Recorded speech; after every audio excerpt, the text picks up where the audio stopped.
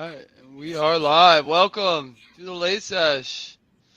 We I did it. guess I'm your host, Big Bone. We did it. We got the panel. Time for Spartan Grown, Fergoli, Rosemary Oasis, a combo team. I'm gonna pull up. Red Setter Farms and Becca Meets Cannabis. Choose all. Yeah, we decided to throw that one up since we're gonna try to advertise it a little bit more. We should be advertising it a little bit more. It is our collaborative channel between the two of us. So we're trying to showcase everything that we're working on, not just cannabis, not just food, but everything, all of it. So, And you guys have a YouTube channel for that. that would be that's kind of what we're trying to showcase more is the YouTube channel. The Instagram is our updates. Definitely our regular updates are on Instagram. I feel like a lot of the YouTube community doesn't have Instagram. So we kind of need to, Gotcha. both communities. We're kind of Becca's doing a lot of the posting, most of the posting. We might collaborate on an idea or something. They're all different. You got to make different videos for different things. It's kind of. And I want to keep my page more cannabis oriented because a lot of my followers are there for cannabis content, my Instagram specifically. I'd say the biggest premise of the Rosemary's Oasis thing is just like soil building, closing loops, slash homesteading journey slash, we are going to showcase our cannabis and our hemp. And, it's just a biodynamic earth space. We don't go to the gym often. I like to quote Justin Rhodes and some of these other producers, content creators that say it's Earth's gym. You get a lot of exercise out there. That's kind of why I do prefer, I guess, the grunt labor over mechanical labor or mechanical labor over machinery labor sometimes. Just because it's an exercise that I don't normally get, and it's a way for us to, I guess, stay healthy and grounded too. A little bit of dirt under the fingers is a good thing. And we're just going to showcase that. So today, I think Becca just took some real footage for our seedlings, which if you were tuning in last week, I showed our soil blocks, soil block makers. And this week I have that bag seed sprouted 1 week later. So I'll go grab that and let you guys do the rest of your introduction. Hell yeah. Bring it. Cool. Good. They're doing good. How's that? You good? Right here, Rosemary's Oasis. Check them out on Instagram and that's a YouTube. good point. Nice. Did you practice? I used the wrong hand at first. Okay, because I didn't see you practice, so that's good. I was like, damn, he got it on first rip. I never do that. Nah. I might be able to get you. Yeah, I was gonna say I only know up and zoo. That's all I got. Other way, it just Spartans over. Spartan. Oh, hey. There. Oh, speaking of which, real quick, while I'm pointing all over, I can't believe no one's called me out on this freaking sign I have behind me for the last 2 weeks. Is it Alpaca Bowl? Alpaca tent. Oh, I haven't seen it. Alpaca tent. Hang on. Like a tent. Yeah, See if showcase. we can get him up here. Camping, you say? That's I like it. Close enough to Alpaca Bowl, but this is a little more family oriented, I guess. Yeah. Alpaca tent. So you're getting an alpaca, you say? I wish. Soon enough. Maybe not soon enough. There was a festival, I think, recently. Yeah, Of you alpacas. could source an alpaca there. I'm sure you could. Yeah, a You baby need more than one. one though. You gotta have, ideally 3 Ideally, minimum. Why 3? Pack animals. Oh, okay. They're Yeah, not so happy. Or it's similar you to can get cow. one and a donkey. yeah, as long as they got Ooh. something to hang out with, I guess. But for whatever reason, they say 3 with alpacas. I forget why. Like you can get by with 2, but ideally, like if you're going to like I don't want to call it high end, but like an ethical breeder or whatever, they're probably gonna try to sell you 3 at a time. Yeah. Cool. When I was in the fish hobby, Baked, you probably know a little bit about this. Some fish like tangs, for example, they require not just like a group minimum, but like odd numbers specifically. You want to have 5 or 7 or 9 tangs. Something about the odd number prevents Of the same kind. issue of the same kind. Like right. you could never have 2 different breeds of tangs schools in the It's same. risky to have a couple different. Yeah. tangs. Tangs are just. Maybe it's I didn't know because that at first, but they have a sharp little thing on them. Yep. Some of them, and they'll tear you up. those things, dude. Yeah, Maybe I was scared of those. Maybe they're like the super Wu-Tang. democratic Wu-Tang. fish. Yeah, and they're like, we can never have an even amount of votes. We have to have a majority every time. So someone has to win. Otherwise, someone's going to get killed, right? There's with their tail. the clownfish. The clownfish will turn if there's no male, then the largest female will turn male. Does it turn male or does it just become hermaphroditic? Because I know there's some. I can't remember, but I'm pretty sure it turns male. Okay. Over time and just takes that role, but there's some crazy things. Like I said nature's before, wild.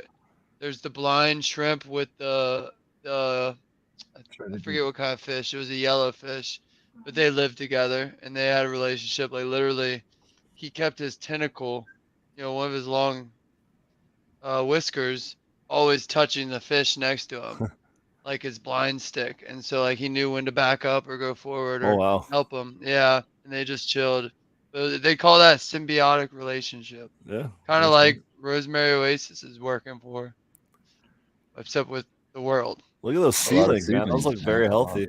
That's 1 week later. They all look great. 1 week later, I showed you guys I dropped that little bird seed in there last Monday, and he's got his first little sets of sheets. Should be feminized. It's bag seed out of some rainbow driver that was just literally just sitting on my rolling tray, so just tossed it in there. We've had it under Fluence lights, like the big bar light, and they've been all doing really great, not stretching too much like seedlings like to do, which is sweet. It's cool to see it. In 2020, I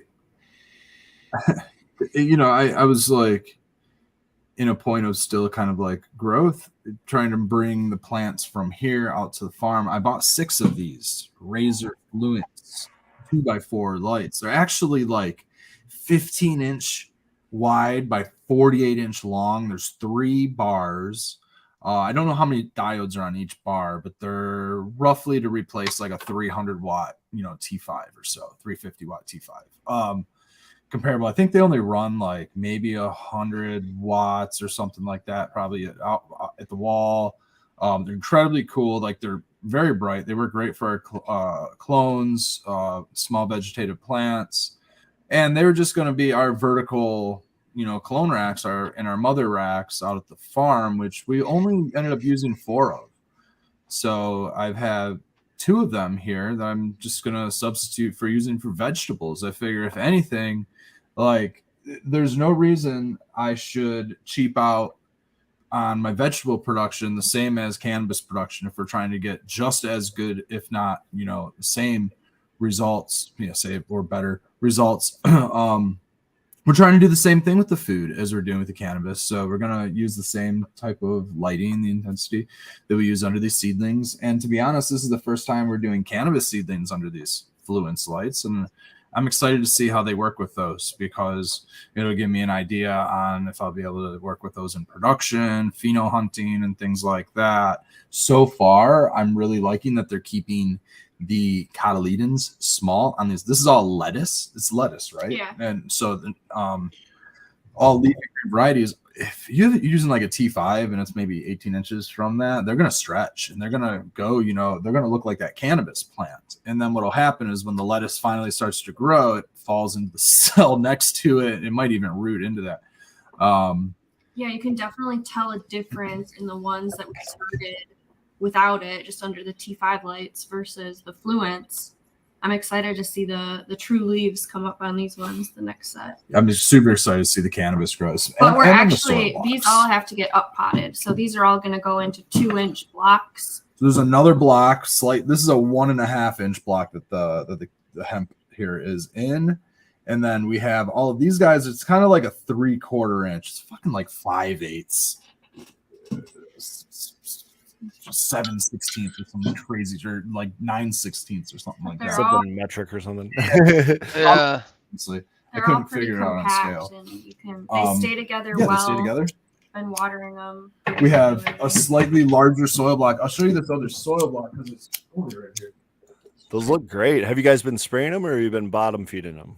A little bit of both. Okay. I like to use a mister and kind of skip all the sides and everything pretty saturated because that's where it dries out first. And then I'll just get some in the bottom and all around, and it stays really wet. So there's dimples inside of this soil blocker. This is a 2-inch soil blocker. This is slightly bigger than the one you see. And as I push down, you would see that those would create a recess in the block. This is only 4 across. The Gesundheit, the 1.5-inch will get you about 5 across on a tray. But these little guys here will be able to fit in that dimple and essentially up potting into another soil block. So we're really excited to see not only like the lighting, but to see the difference. And I'm very used to using a seed cell starter. You know, they're plastic, and honestly, they're very narrow. They're tapered for a reason, so you can get them out. So there's even less soil volume as you go down, and as the root spirals and grows, it just corkscrews down into that bottom. And they bind up and they begin to stress out just like anything else does. So this gives it a chance to not only air prune itself, getting into the next side, not really binding up, but if the cubes are close together, it might even break its way into the other side and just grow a little bit bigger. You might get better root set. So there's a couple benefits to them. I'd say a downside is they might dry out a little bit faster, but I'd say that the pros definitely outweigh the cons. You might just have to maybe, you know, if you're not around, maybe just set up a mister or something like that. There's definitely a way to automate, you know, watering this kind of stuff. But if you know, for the most part, they're on a roll, man. And I really like how they're going so far. And I'm excited to see how the cannabis responds to both the cubes and the dairy dew and all these other just new experiments that I'm doing with this. Starting a soil, even my cannabis starts. We're going to take clones off of these and run them indoor, but I've never done like soil. I've done cannabis soil outside and like done some stuff like that, but not like the way that we're doing it now. So it's a little bit different. We did a whole tray of like 72 hemp plants, so we've got lots of varieties to play with. Yeah, some stuff we got from Dankovich. Shout out which Dankovich. Is cool. He sent us some cherry wine. Is that what? Yeah, brandy wine, cherry wine. Sent us some cherry wine. Cherry wine's good too, man. Some Otto times BAOX or something like that, and then some those are all hemp, blueberry, and then a Blue Dream Otto or Blue Dream CBD or something like that. So super excited about those. We have our own green room crosses that are all the F3 now CBDs from our open pollination selection last year. We grew a handful of our giant one. What do we call that one? The Christmas tree? Or we called that one the big tall one. The tallest one was like the Christmas tree, and this thing was like 13 feet tall. So we're gonna plant a bunch of them in a hedge, real close together, and just for fiber. And we're probably gonna harvest them out. I don't know, maybe late August, September. You know, around flower sets start to come in, and right before any potential THC or anything like that might be growing on the plant. We're just gonna dry it out and run it for our chickens, give them for both feed and obviously we'll process whatever kind of CBG and CBD we can get out of it. But I think that's as far as we're gonna try to get with those. And then we're gonna just do some feminized seed this year for our actual outdoor crop and take some clones for indoor. And yeah, we did some crosses like from our own indoor stuff, right? Some feminized stuff. Yeah, some accidental S1s. We had a little light leak issue in the fall. Citrique and strawberries and cream, maybe. Be interesting. We had our hippie crasher reversed on us. Earlier last year, we actually had some Death Star. One branch on our Death Star reversed because of a light leak. So we have some Death Star crosses, which we have like a Death Star S1, and then we have some strawberries and cream. Strawberries and cream seems to like be the what is it? The weak link every now and then. It'll when it starts to get really later, if it stresses a little bit, then just find a seed or two throughout the. I want to see hippie crasher and citrique crossed. There is that one. There's a finite amount of those. The citrique didn't seem to be that fertile. I think They we were did pretty do close that. together, but there's Well, if you got any semi-stable clones that have a decent terpene profile, I'm willing to grow them out. well, I'm really excited. I think that one that we are actually growing is a Citric hippie. Those like 2 seeds. There might be 2. Yeah, we might actually They have a both couple of pop. those. Keep me Pop. posted. Seriously, because I remember last time I was over at your guys' place, I'm like, man, I'm like, what is that one like creamy, like milky one that like, and you're like, Hippie Crasher. I'm like, yeah, that combine that with Citric, and it would be like a what do they call those ice cream bars baked? You got to know. Creamsicle. Yeah, creamsicle. I hate creamsicle. Ah, of course you do. Yeah. Or I stick my elbow. I like it is- creamsicles.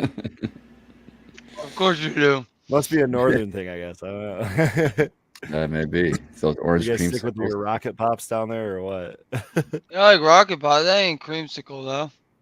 No, I like no, an I'm orange trying to figure out what you creamsicle like. too. Yeah, like an orange creamsicle is not up my alley. Or those orange push-ups. Yeah, man. Orange push pop Oh, is not. I don't think a that's different cream. level. No, that's just different level Yeah, that's sherbet or just. something. And they don't make them like they do. I bought a box that's similar and it was trash. Really?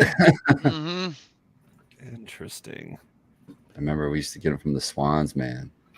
The orange push-ups. Oh, I get it from my dry ice man. He's got all the ice cream. Swans, man. Ooh, don't Lime skunk. Nice going. downward. You guys, can you real quick? I'm sorry to interrupt or interject, I guess, but Red Rosemary. I don't even know what to call you guys. I'm looking at your name down there. Remember at yesterday at the It's Third a Eye haze, Fashion Fair. Yesterday's a haze. No, I know, but remember me while we were all setting up, and you guys, you kind of yelled over to me, and you're like, "Hey, are you dabbing?" You smell it. You have it. And I smelled I'm my like, dude. I'm It like, just- I got my dab rig, on the counter, but I'm like, I'm not dabbing currently. I'm like, I brought my dab rig. I'm like, trying to figure out what he's saying. And he's kind of sniffing in the air, and I'm like, oh, I smell that too. I'm like, what is that? And I'm kind of looking around and I see at the very other corner of the room, far corner of the room. Very far end. like literally blowing a cloud as he's like asking me about this. And I realize it's one of the other vendors. One of the other vendors walked by, like before he like first walked in the door, walked right by me. He goes, "Is that the only one you got?" And it was lime skunk. And I go, "Yeah." And he goes, "Put it by the counter. I'll be right back." And so he, of course, like while everyone's setting up, he's blasting a dab with his lime skunk way up in the corner, and we could smell it instantly. And it's wild, man. That lime skunk is just so crazy potent. It was Like, I didn't think you had- skunky. I didn't think anybody had lime skunk, so I was assuming like it was clementine or something, and I was like, it must be what it is. I know. I was like, someone's got some good smelling, like fruity something. Like Groli in the air. Like I could tell that it wasn't rosin. Like that place just doesn't usually smell like that. Like that Right. citrusy, like those notes that you just sometimes won't just come through. You know what I mean? And that place has got both going at all times, but there's And plenty of flour too. definitely more of like a rosin, I'd say, or rosin type crowd. I really like the vibes there, man. Third Eye Craft Affair, shout those guys out while we're getting through the dirty biz at the beginning of the show. And everybody's getting in. Third Eye Craft Affair is still going through. Next week will be the last one of March. There's going to be some. Everybody needs to get this week. So the 19th of March will be the last one of March, and then they're going to resume after Hash Bash, which would be, I'm guessing, the second Sunday of the month. So Hash Bash Cup is going to take up a lot of time for pretty much the entire community. Hope to see everybody there at Hash Bash. I was like to say maybe at the flagpole. We'll probably. I like to be at the back of the crowd. Every now and then I'll pop up. I've done the get all the way up to the stairs and be on stage, and I'm just like, I have a backpack on. I'm constantly checking my backpack in case there's loose fingers. So I just I like to be in the back of the crowd. Let me see. We Paranoid weed smoker. What? here's the thing. No. I hate. I'm I with you. actually, the one thing about COVID I like was like in the stores, like get 6 feet behind me. You shouldn't be within reaching distance of my back pocket or something. This is where a fanny pack comes in, guys. Yeah, No. here Get on comes that the level. No. Get on that brigade. level. No. Bart, you shut your mouth. No. No. Yeah, didn't that guy, make fun of us for talking about D&D and stuff? Yeah. 100%. You You wear a nerds. fanny You pack? nerds. What's in your fanny pack, man? You got His a notepad in 90s. there and a pencil? You got That's some his man Pokemon purse, with man. those That's his man D&D purse. cards, or No, if I had Pokemon, they'd be worth a shit ton. D&D's not, or I'm pack. surprised. 'cause I know more No, about D&D's D&D. all in your brain, bro. It's your imagination. Exactly. I don't know It's your anything about it. imagination. I have a Nerds. fanny pack that says a shoulder bag. You'd be Got a nice long strap. Well, see, now that's just not masculine at all. a shoulder strap. No. What about the new European And a things where fanny the pack is. Doesn't it's a Wow. but they wear it on their As long chest. as it's on your fanny. Yeah, see, actually in the so you got to wear it behind you. Just a little pack. I can see for Grolly pulling the classic, like he's got it behind him and he thinks somebody's might get it, so he you shove it so it does a 180 and comes to the front, and you just stand there with your arms like this, Like a rock star. checking the perimeter. All right, my fanny pack's good. Yeah. That's my up down XY move. Yeah, see, he's got a name High for it. waters, high side, high waters, low cut tennis Oh, shoes, shoot. white, of course. Shots fired. Test nugs. Oh man, look at Uncle Rick getting in there. You're getting Yeah. you're getting Uncle Rick making fun of you now for Growly. Come on. Oh yeah. I like it. Uncle Rick. And you were proud to bring out that fancy fanny pack you got there. I just got it, dude. I wore it once. I got it 3 days ago. I got a sweet little badge on it. I don't even know. It's like some like. You put that on there? I thought it came with Oh, it. It came man. with it. It came with it. Oh, nice. I mean, I got more, but If you gotta carry stuff, it's convenient because then you don't I like- have to hold anything. You know on what it. else is convenient? Pockets. A you know what's backpack. not enough? Pockets. Has this pockets. If you don't have You enough can, in you your can pockets, put you a got a backpack on backpack. your front. I've You got put a Well, backpack on your little front too if much, you 'cause want. Then you got little fingers behind you getting into the backpack. You can don't flip even it know around. The- You my- can my if you fanny pack is on my if you're front. It's on my fanny, if so I you're know if comfortable fingers enough going in. wearing a fanny pack, you should be comfortable enough wearing a backpack on the front Hey guys, and being that guy. wear two why back. not both? Hey, matching. Oh, they Matching. match. At least they match. Carry a I'll give you Yeah. props for that. backpack. I even got a This third one up has there a for my wagon. bong. Carry a wagon and a When do backpack. you become luggage? When do you become a luggage mule? I mean, at what point? How many? When you got bags more are we than one strapping piece Now of you- luggage? glass. You know what they should produce is a smell-proof fanny pack for those stoners. Dude, the last Surprised they did Wait, that. wait, wait. You want to talk about smell proof? You didn't know this. Is that one? You didn't know this had smell. You didn't know this was dye bags. Dye bags is all about the smell proof bag. Oh, baby. very nice, very nice. It's That's even slightly awesome. padded for your. Well, I guess maybe your bowl. There's not much else gonna fit in there, but shout out to Revel. So why do you need a fanny pack? because sometimes I like to carry more than $3 on me. They are convenient. I like to wear mine in the summertime usually, or at concerts because it can go underneath my clothes and it's like just super easy. A lot of times they'll have size restrictions, and the fanny pack happens to meet the size restriction of what you can get into. Mm. That is a big one. Also, like you were saying, dude, you need to keep your money on you, on your person. I like having mine in the cloud. My money's all digital and fake, so it's safe. Oh, that showed Yeah, You because can't know steal it's my gonna be money. real promising in the Silicon Valley this week. Yeah, speaking of, all hell did not break loose today. Not one peep in my world about it at all. Are you talking about the banking thing? Yeah, I had to Google it, and it looks like it's gonna be A-okay. Dude, I literally went into the bank today and the teller was like, I heard something about it. And then I, like, blah, blah, blah.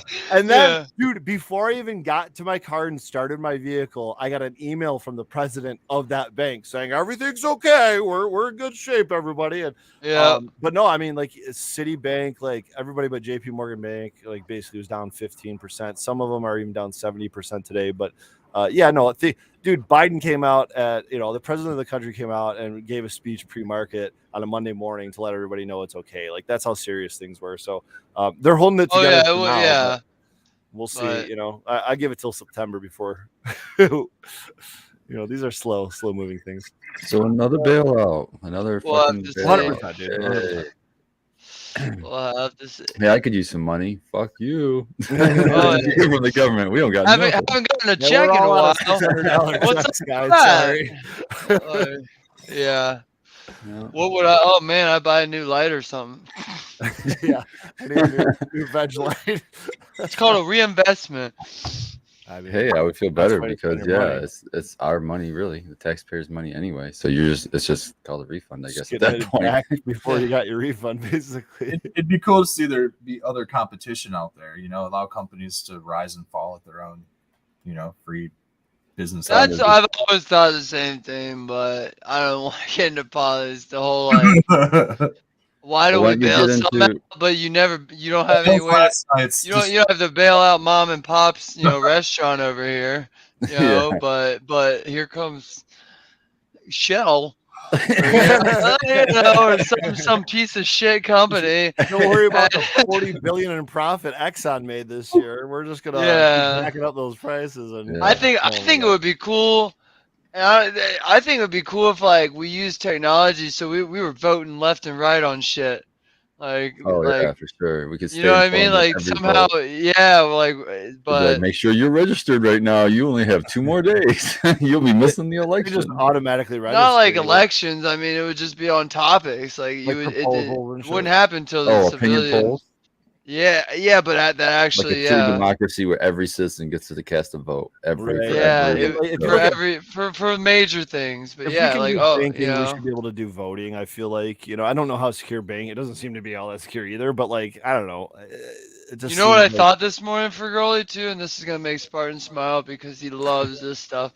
I said, I wonder how crypto's doing today with this banking thing. And did you look at it? No, I didn't. It is the inverse, dude. It is the hedge against banking. Crypto shot like crazy today. I figured because whenever banking does that, crypto does good because everyone says it's the future. And Spartan is the #1 proponent of crypto. He's the one who taught me everything. And he told me how good it is. So I was like, I got to get some of that. And I'm glad it's going up. Right now, you see that big smile on his face. You can tell that's heavy criticism. So he's I don't know. Now I gotta Google it. Not watching his NASDAQ. I gotta check. Cash is king. You know what I started putting my money into? I started investing into little things that are gonna get me future and not have to purchase silly things like plastic things that are gonna waste all my money in the future. That's true. Or if they go out of production or we have supply chain issues in the future, I don't have to deal with that stuff because I have a legacy tool right here. That, and you could probably reverse engineer that. You know what I mean? That's something you might not be able to find in the future, but that seems like you could probably I know how to blacksmith. I could probably 3D print bang together. I could bang together the parts. Why are we not 3D printing these and making our own MBGS? I don't have a 3D printer yet. I'm pretty sure I can make a mud ball. I'm pretty sure I can do that. What's a mud ball for? Similar to a snowball. What those make? Dirt. Oh no, those are mud cubes. They're completely different. Oh, I can't make a square box. You can make mud balls. You can make one of these out of wood if you wanted to. You could totally do all that stuff. Absolutely. Yeah, there's tons of ways you can do that. The way he's got it is going to last forever, though. It's obviously cooler. But, I mean, is that like a galvanized apocalyptic situations, you can be creative. It's like some type of fucking galvanized aluminum. I'll Google it. It was Johnny's, right? Yeah. Well, you got good. And then you got to get to the story baked about why you got to get a hold of your rep. Oh yeah, I'll get to it, but this isn't political, people. This is Let's separate ourselves from the political discussion we just had. This isn't red or blue. This is simply a taxpayer wanting to know what the hell, And so there's a factory I found out going in right 30 minutes away down near Marshall. Big old Ford battery factory. Battery factory, yeah. Yeah, well, it's getting subsidized with let me get my notes. Fuck. He came almost. First of all, I just want to mention that you're complaining way too late because they already put all this in. They already voted this It's in. never too late to complain. He's gonna tie government. himself to We're the that tree, people. damn it. We're the taxpayers. So first of all, there's two different equations I have. One involves 1.75 billion. One involves if it's just the 630 million. Either way, one of those is just taxpayer money subsidy for Ford to put in the factory, and Yeah, I'm just amazing. wondering what would the taxpayers get out of it, and so I'm looking into it, and I can't figure it out. You got. Here's the note I got. Ford's going to drop Ford electronic vehicles from $65,000 to $48,000. Well, the average income of Michigan is $30,000. So you're talking about, oh, cool, you're dropping it to a year and a half salary for a vehicle. That's stupid. Thanks. Also, let's not forget that in Michigan, you get charged more for a hybrid and battery on registration. So again, it doesn't help on that. So then I wanted to know, well, it's going to give jobs, right? Well, it's only given 2,500 jobs starting after 3 years. So we're talking after 3 years, you get 2,500 jobs, averaging $45,000 a year, they say. Okay, well, where's the ROI for us taxpayers on $630 million? The taxes that those employees pay is what they're going to tell you. Right, but Okay. it's not what the corporation pays. Let me get there. Just to get their salary, just to say 2,500 people made that much money. That's 9.6 years. So that's just to break even on their salary, not their taxes. They're not gonna. That's gonna take 50 years if we're talking what they pay. Right. Let's assume like a 5. We don't get a percentage of the company. The company is using Chinese technology. It's not, so it doesn't matter that it's here. It's all licensed by China. So where are the materials coming from? So I gotta hit up my rep and be like, listen, what do we get out of this? $630 million could change every school, and I don't have kids. I really don't care. But if we had $630 million, we could also change every school for the better, fix every road in Michigan, probably give some firefighters some new trucks. I don't know, but I actually saw one just giving it to a company to give 0.00025% of the population jobs doesn't make sense to me. So that's why I'm hitting them up. Tell them I'd rather get my solar roadways. Exactly. But yeah, so it just seems like, what are you guys doing? Did you guys do any of this math, or if I'm wrong, my rep should tell me this is how I get paid back. Okay, so they're gonna tell you something like the tax money and the jobs and all that, but the real reason is Ford Motor Company has a gigantic political lobby. Exactly. Well, yeah.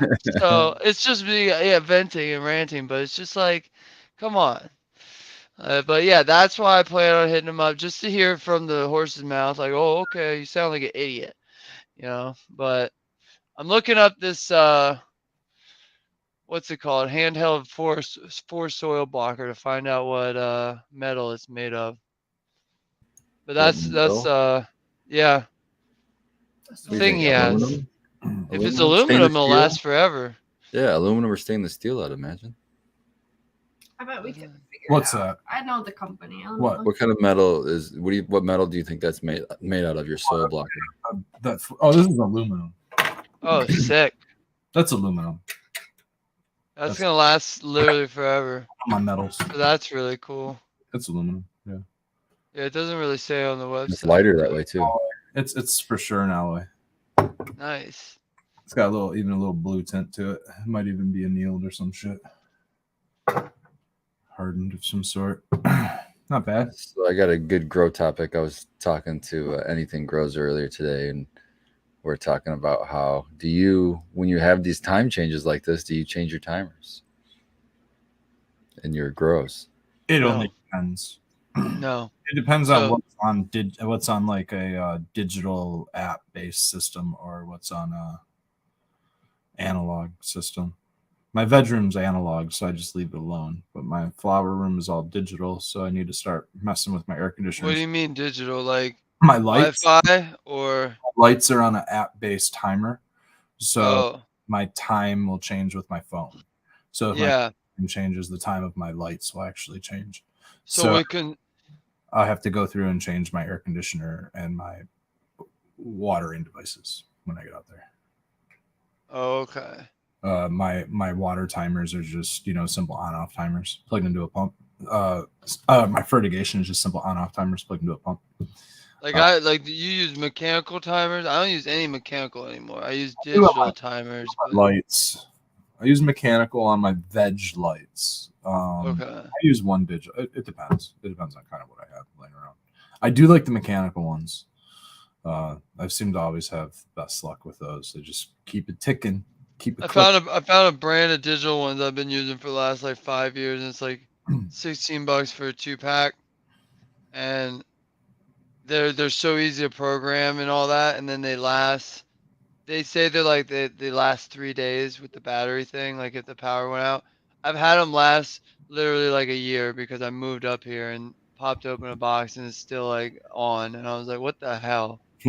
And I like those ones, and they have two plugs. 2 plugs per, so it's Yeah. like you're getting 4 plugs for $16 or something. Nearpow? It might be something like that. Let me look. NERPOW or NEARPOW. That's what I use. They're digital. Yeah, give me a second. Singles and doubles. They're a little. You got to figure out how to like set the times because they're a little strange. But once you get used to you get it down, yeah, it makes all sense. These are. I never change them though. I've never with the time they stayed Foss power. Sequence timing is second. I like the second timing, or they'll do cycle. You want to do cycle timing? They'll do like cycle timers. Yeah. Yeah, but they will do just a minute second. So I just I'll show this real quick. Yeah, this does minutes. I'm not sure if it does seconds, but this is what it looks like. Yeah, $18. Seconds is where it's at because my fertigation is like seconds in veg. They get 12. Yeah. I don't use these for fertigation. I don't have fertigation yet. I did buy a separate one in plans of that does seconds, but I don't use the like anymore. You know what I'm talking about? The ones with the flip down pins, I started having a bad batch problem where like 3 or 4 of them from the grocery store, and every one of them just was going on and off whenever it pleased. The pins didn't matter. So I don't like those ones, but I don't mind the ones that like they're actually even cheaper than that. They're like the kind you get from like a hardware store that you like put the pin where you want it. Like you get like a green, a red tab, red and a green. You know, I think I know what you're talking about. And that thing just flicks the switch, and you can just watch that thing flick the switch. It's so much easier. I don't want to talk. I don't want to speak. What are they? For something for sure, you know. So I'm not going to speak about that, but I've had good luck with them. Yeah. In the past. I don't. In regards to daylight saving time, I don't change my timers to match the time, but I will at a certain point. And I notice, particularly today, it's staying lighter much later, right? 7:30, it's still light out. That was not the case a month and a half ago. So eventually, not yet, but eventually it's going to start being a lot warmer, a lot earlier. So my, 5 o'clock on time for my lights is not going to be realistic come June or so. So eventually I will shift my entire flowering schedule, and maybe I guess my veg schedule pretty much stays from, noon till, or I guess it's 6 p.m. until noon pretty much all the time. But my flowering schedule will change. It will get pushed back here in a couple months, but I don't mess with it during daylight savings. How does your veg stay without you changing it? Well, yeah, I guess I keep it 12 to 6, and I don't adjust for daylight savings. Yeah. Same. So 6 to 12, I should say. So yeah, that's what I was gonna get at is with the up here in Michigan, they got I don't know if everyone has consumers, but they got the time and a half in the summer. Mm-hmm. So that's why I do mine. Like now that we went back an hour, it's 7 p.m. My lights come on. It avoids the time and a half thing. Yep. They go off before it. Same with veg. Veg is it gets a little hit, but it goes off at 1 o'clock now instead of Right. noon. Yeah, so when I But get that letter in the mail, I'll make sure I adjust it, make sure I'm not running. well, now I don't adjust thing. it, so then it works out once you do it for the Yeah, summer maybe I don't and have to. don't I don't know. adjust it. Then you don't have to, because in the winter Yeah, you gotta run there's at no night. charge, What- so it's okay that it goes back to 6 and there's an All hour. I, all I know is when I get that letter, I'm checking double checking timers. Like Yeah. I'm going 15 minutes before that I get that charge because I don't want to get that charge. You know what I mean? Yeah, it's for sure. crazy, dude. It's also the hottest Yeah. time of the day, so it just kind of makes Right. sense to just run your stuff at night. Yeah. Right. Yeah. Well, yeah. I have my stuff off between noon and 7 o'clock anyway in the summertime, just because of the heat issues and running. And in the wintertime, when it's cold as fuck at nighttime, I like having my stuff on at night because honestly, during the day, my building heats up to the 60s without any heat. My building heats up well above my heat set at 55, and my building will be 60, 63 degrees when I go out there. I think I burnt out my heater today. I realized. Oh yeah. Uh-oh. My hallway heater. Uh-oh. It's just blowing. And I'm Just like, blowing air. Yeah, I'm like, uh-oh. And I turned it up and I'm like, this ain't getting hot. This thing blasts when it even when you put it on 50. So I don't know what happened there, but luckily I don't think I got to worry about it until next winter. Right. So, but I just noticed that today. I went out there and I siliconed everything in veg. I did the whole floor and every crack I could find. So that bitch is sealed. Nice. It's probably warm as fuck in there. 70. It stays. Oh, I showed Spartan, but I guess I didn't tell everybody. I put a 24-hour Accurite in there. Did you make sure to get paintable silicone? Did you get the paintable stuff? No. Why would I want to paint it? I don't know. In case you ever do. My shit, I went to go paint my floors after I siliconed my fucking thing, and the paint would not stick to it, and it was all fucking weird. Oh, yeah. If I go paint the floors, then yeah, I'll probably have to peel that up. I didn't think of that, but we're not painting the floors for now, so it's all straight. Layer of protection over the silicone. You know what I mean? I'll it up into the wall, and it'll be this real nice, layer of epoxy. Honestly, my dream is I'm just gonna get pros to come in and put a cove base, and then epoxy when I have enough spare change. But for now, I just put that in because if there's ever a spill, now there's literally about a ½ inch to 3/4 of an inch. The whole room can fill with water. Yeah. So we have it at work and it's a nice touch, but I just used the clear Lifetime mold-free kitchen and bath crap. It's your best bet anyway. 100%. But yeah, everything's sealed in there. And I got the Accurite. I put it in there and then I took the battery out and reset it for a day. It stays within 2 degrees. 70 to 72 was when I set the mini split on 70. Nice. So I'm pretty pleased with that. The humidity was super low, 24, and I think the low was 16. But that's no plants, no humidifier. Yeah, as soon as you get plants in there, they're going to be transpiring, and there's going to be a bunch of humidity in the air. I put the CO2 thing in today, and I think there's 900 ppms in there, which makes no sense other than the fact that it's trapping all my breathing today. Mm-hmm. So I don't know.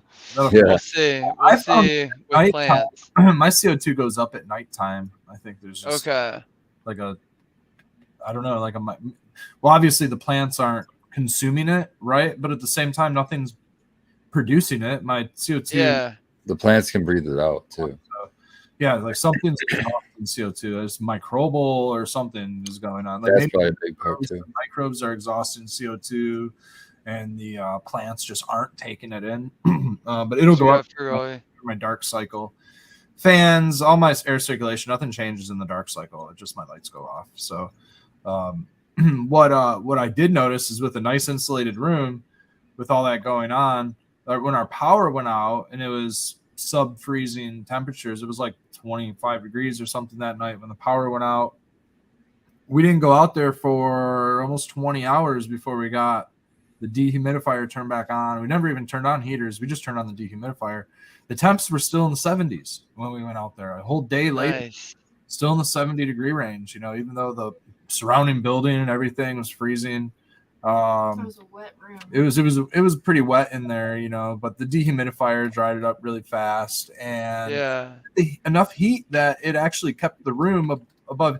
I was sitting there. I'm almost thinking that I might turn my heaters down to like 65 or 60, just as an emergency fail-safe in case fans or dehumidifier shuts off at some point, because it seems like just all of the other electronics in the room, the fans and all that, I feel like my heaters only kick on when my air conditioner is going off.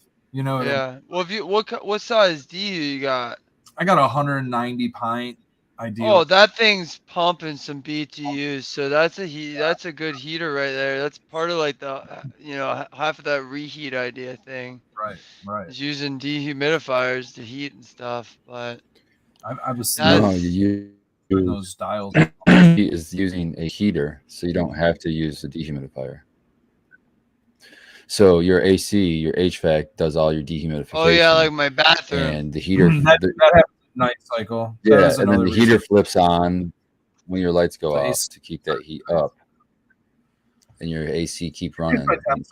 Keeps my temps in like the 74 range. You know, well, when my AC is running, I mean, honestly, it's like 60 degrees. It's fucking cold. You know what I mean? It's a cold air conditioner. It's big. It's powered in a little ass room. And it's meant to cool, you know, however many thousand BTUs of lighting. Light heat, but yeah, I mean, it definitely helps out with my CO2 burner. It only runs for a few seconds at a time. I found that like it goes up and it might kick off if it kicks off 3-4 times a day, maybe. How many burners? Just like a 12 burner. Kinda. I think it might be a Titan 8 or something. It might be an 8 burner. I think it's 8. It's a Titan 8. It's designed for a slight. How do burners work? It just burns propane and creates CO2. Oh, you gotta fill propane. Natural gas line. There's a tank. I'm just right on my natural gas line. So you can do either one. Yeah. I hardly use any gas at all in the summertime on that thing. I pay barely anything for CO2, and I mean, you get one. Every time I pay for gas, $300. But yeah, they're not very expensive. You can great investment. 8 burners, $429. Better than swapping out tanks for sure. $475. You can hook them up to natural gas. But you would need to get the correct device because they do have different burners depending on whether you get a natural gas burner. Yeah, just like a it had the option there when you buy it. Yeah. So that's pretty cool because maybe I'll get one of those in the future so we don't have to fill tanks.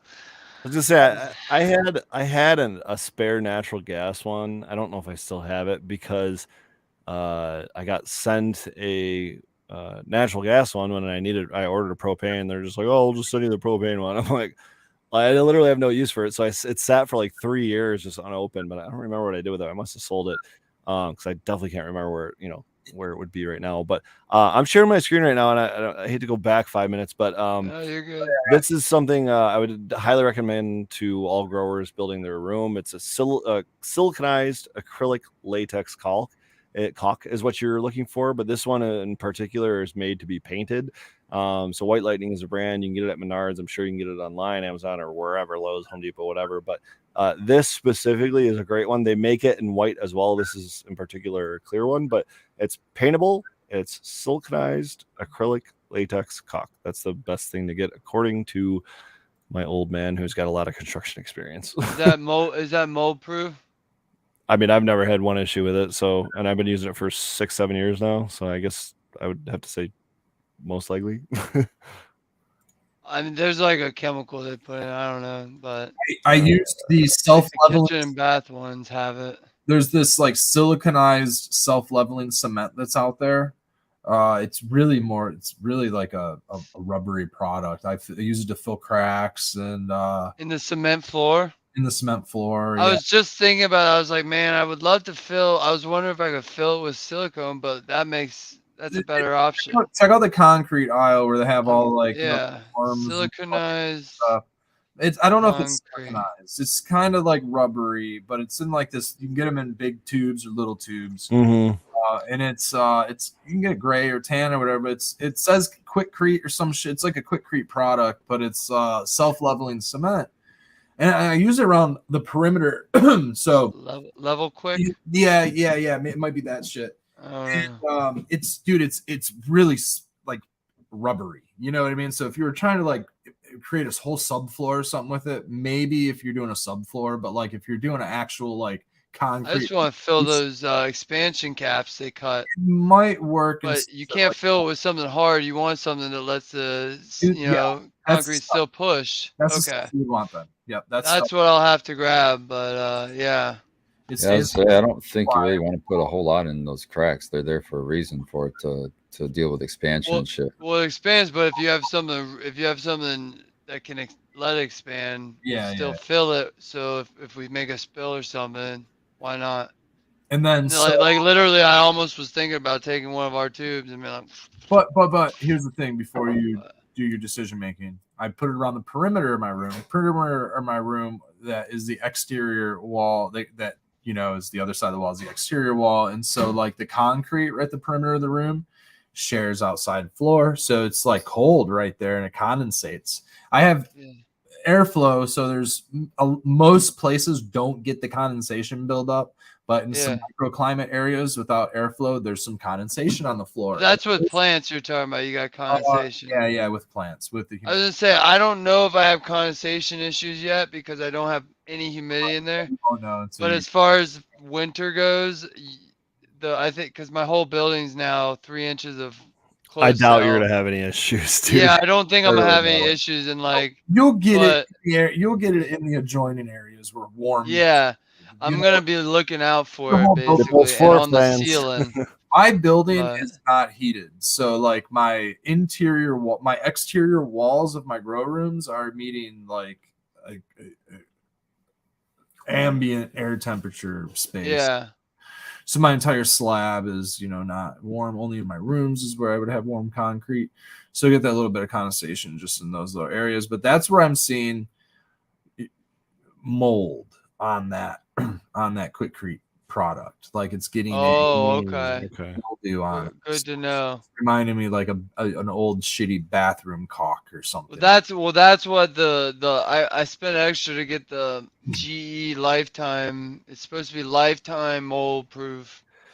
This says it won't. So this does say cured caulk is mold and mildew resistant. So it does say it takes 7 days to cure fully, but resistant at least is better than nothing. There's some out there that aren't even, and they'll go bad in like a year or two. Yeah, I've had mold on and stuff. Oh yeah, I've had mold on wood before, but I've never had mold on this product, and I've been using both for a long time. So. That's what I used the white lightning something today because I needed a white for any small gaps that was on the panels.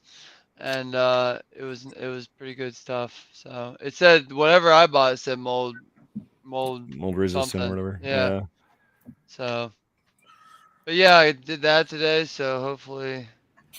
Pro tip on that caulk: we found out that it's way easier to press that shit out when it's warmer. When it's cold, it's difficult. Bro, how long ago was that? That was like a year ago. It was the middle of winter. I didn't have the thing sitting in your truck all day heated at all. No, the garage wasn't heated at all because I had to do things in stages, so the garage heater was like down. It was down because where it was in a corner, which would have been in a flower room, which could not happen. So it needed to be in the hallway. So I remember I had to get it. I got professionals to take it down, or no, they unhooked it. I took it down. I can't remember. There was some craziness. You did it all yourself. Don't worry about it. No, I know they put it up. But they put it up where the hallway was. But there wasn't any heat for a while. And we were all gung ho. We're like, let's go out there and do some panels. And every panel has caulk or silicone in between. Every panel locking. So we went out there and we're like, whoa!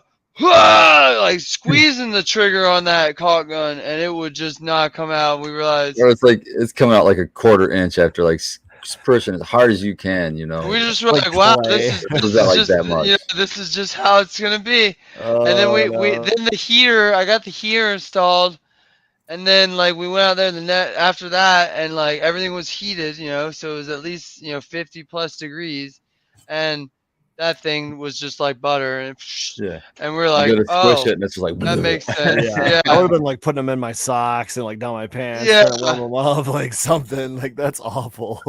But yeah, You will. Well, I was thinking about it today. I was like, if I ever got interviewed, which I probably won't, but like if I ever got interviewed for this, I'd be like, what we learned, number one, we're not construction people. Spartan and I are fucking growers, and we got good ideas on how you build, what you should build, but don't not. make us do it. But please don't make us do it. Yeah, we take forever. We'll do a good job. Do not get me wrong, but like we overthink things. We measure 3 times, maybe That's, 4. dude, all you're telling me we is sit like there good and things. we criticize the professional's job, and we're like, that is some bullshit. How can they do Well, that? to be fair, my framers were that's the one thing I'd try to re-get, but they weren't the best. But it'll get the job done. Everything's solid, but A lot of that's what we'll get up on a ladder and we'll be like, oh, nice cut, nice cut. Yeah. But it all works out because of strapping. So everything's strapping based. Like horizontal, all the panels are screwed into horizontal strapping, so it makes it easy. And they're what, 18 inches wide, maybe 2 foot wide? 16 inches. I was gonna say Okay, probably 16. 16 on center or 24 on Yeah, center. they're 16 because if you had a really, really good framer, We did. all your Exactly. fucking frames would be on 16 and you just Yeah. do your frames. You wouldn't have to But- add any extra like.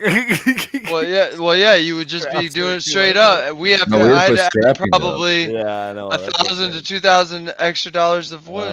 But God. it makes it sturdy as fuck. Let me tell you, Yeah. after And they thicker walls. insulated, this bitch Yeah. is so sturdy. It's Where you're gonna go I'm if there's a happy. tornado. Just Yeah. kill them in the grow room. Yeah. Hey, save the genetics. You're creating your own, dude. But, And flood yeah. drain. So yeah. The most we can flood it is the level of the drain. Yeah, Once the exactly. drain gets backed up, then it's going Yeah. to the ceiling. Well, that goes out to the yeah. They come and open the door. And it's like Jumanji. No, I'd be proud. I'd be like, I did this. thing.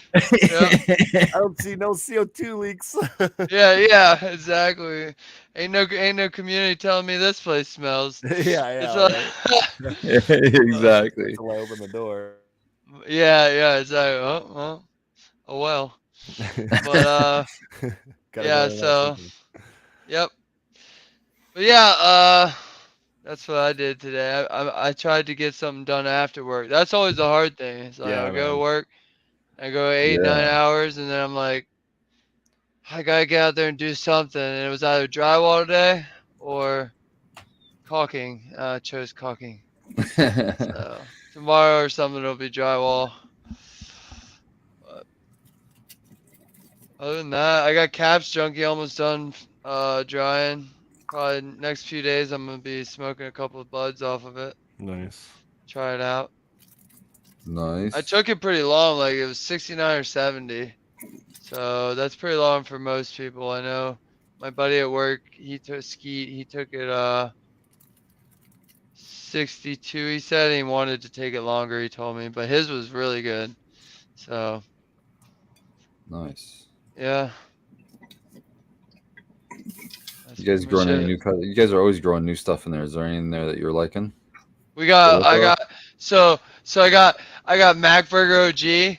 I brought in a pack of that, and we ran that, and they didn't like. We had to split it into different rooms, and we already finished one room, and they didn't like any of the phenos, even though they were frosty and greasy. They just didn't have the smell, but we're on Athena, so I'm like, oh, maybe that's it. I don't, and, and so I somehow grabbed all the clones, and so now I have 4 phenos of that, and then we have some other stuff that's like permanent marker. Have you heard of that? No, I haven't heard permanent marker. It's permanent marker times something, and some of those reek just like a, not real like straight like a Sharpie or permanent marker, but it's like a chemically like a whiteout or something. Kind of something going on there. Yeah, you're just like, all right. So I'm kind of excited about those. But yeah, other than that, we're always popping stuff. Yeah, I don't know what's going on, veg. I'm in flower now. So I don't even really go up there other than to help transplant stuff on those days. And TJ I'm not sure what we pop. Yeah, TJ and Ashley or Ashley on Instagram. But they run veg and they do a great job. Always making explosive plants, and I don't know what's on the lineup, but I'm sure something. I think we got some skunk house coming up. Plants. But, yep. But that's yeah, other than that, we don't have too much new at work. We're banging out some Han Solo burger.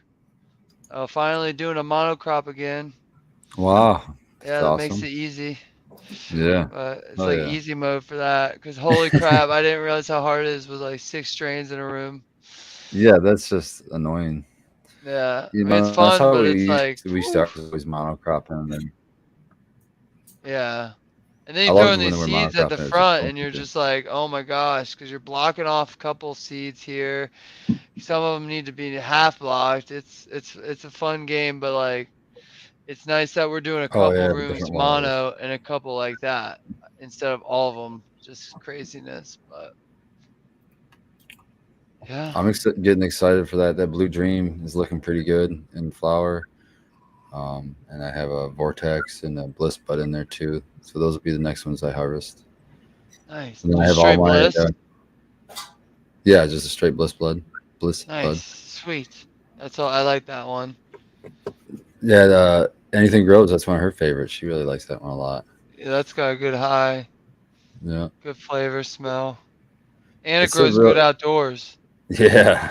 We found That was out. beast outside. And it's just really We sour missed D heavy. hash time. I just realized. Oh shit. Well, I didn't miss it. I'll make up for it. I gotta go grab my dab ring. But for Growly, do you have any new instruments? No, I gotta save the Sundays for the new ones, but we're gonna bring back the classic. Bring it back. Bring it back. Yeah. I got my dab tool ready here. I got some We're a minute late, but hash time. TKO. GMO times TKO. I have to do a little hash ball here tonight. Go ahead. Pulled a muscle today. You guys do that ever? Okay. Often. I gave the dog a bath, and he's old as sin. So he slips in the bath, so he's just laying. And I picked him up wrong to get him out of the bath. And now I'm regretting it and feeling old.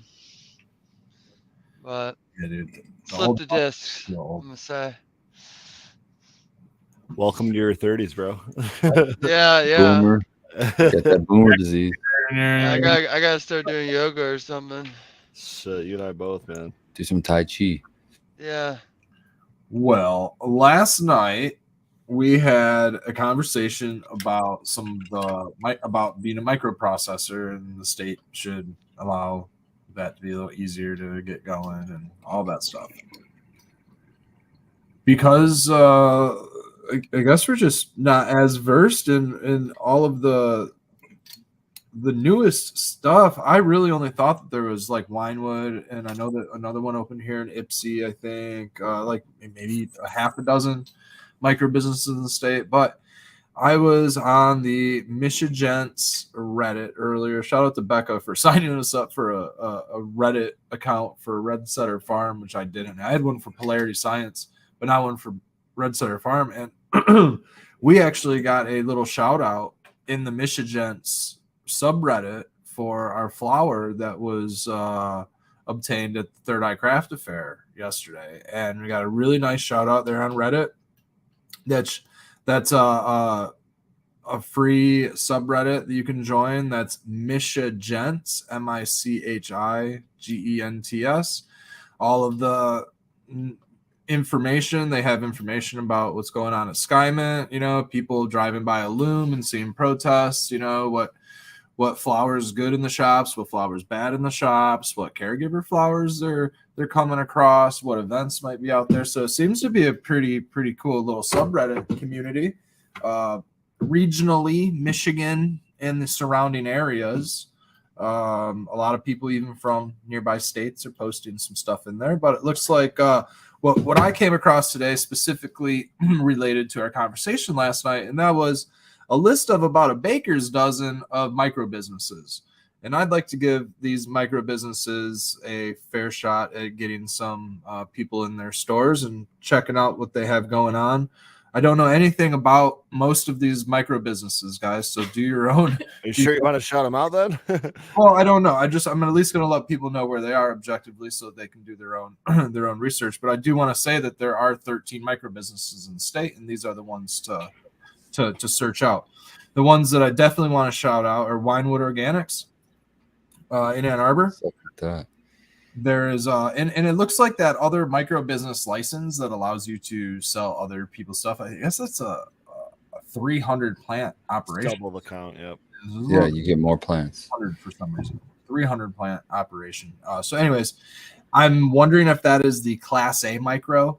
I don't know which is which, but the other one's just called a micro business. Okay, the other one's just called a micro. Yeah. So there are 2 Class A micro businesses. Okay, and we're gonna go back to a dozen because I'm seeing on this list that one of them is likely closed.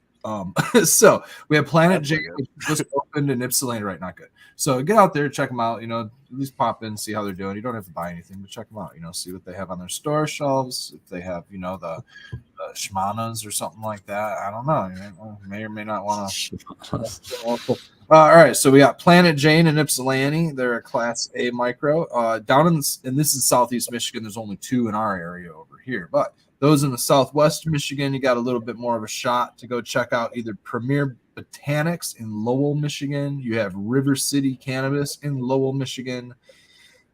MI Canna Connection in Muskegon Heights. Muskegon Heights is down there. There's actually a handful of spots in Muskegon Heights, so you could probably do a little what are they called when you go bar hopping? A canna shop hopping, I suppose. You could have yourself micro hopping. Micro hop. You could totally point it. Muskegon, Lowell, Niles. I mean, not far from each other. You could kind of go micro hopping if you wanted to go. Indigo and is in Muskegon, and Southland Farms is in Niles. Love Supreme Craft Cannabis is in Grand Rapids. That looks like that's opening soon. And then in northern Michigan, I'm not sure where their dividing line is, but they are showing Kalkaska in this. So Northern Native Cannabis in Kalkaska. And then this is the one that's likely closed, is Stony Bear Cannabis in Kalkaska. So I'm not sure. I haven't done any fact checking on that. Jungle Cat Buzz, cat with a Katt, possibly an owner. I don't know. That's in Kaleva, Michigan. And then you have Sticky Bush Farms. I don't know if you want to touch that bush, but you're on a way. It's an on a way. I think that's by Sheboygan. I believe that was the first one in the state. That's a Class A micro. Oh, maybe not that, or maybe they upgraded then, because they're the one in Sheboygan or near Sheboygan, which Ottawa is near Sheboygan. That was the first one in the state, and I got to give them props, whoever they are, because that's it's a risky business model. And then you do have Upper Peninsula in Munising. You have the Munising Cannabis Company, and I don't know why I'm enunciating Munising the way that I am. That's how you peers do it. But we don't have a nose here in Michigan, and Munising is how we talk sometimes without our noses. Okay, and that's just how we need to talk. So, starting off with the bad news, it says Transcendent Hartford closed up shop, and it kind of gives a little update into kind of some of these new Class A licenses and a whole nother little spiel about what comes next. So pretty cool article right there. Does give some information. Like I said, I've done no checking up on any of these spots. Do your own due diligence and take a look at what their menu has to offer. But pop in, say hi, maybe do some supporting. If they do grow their own or they're selling their own, go in there. Yeah, super cool. Check it out. It's that's kind of what makes us all crafters in the first place. We all kind of want to see what our surrounding neighbors have to offer, if you want to call them competition, whatever. See what our competition has to offer. Especially the local and the craft, man. Those are the first ones to support for sure.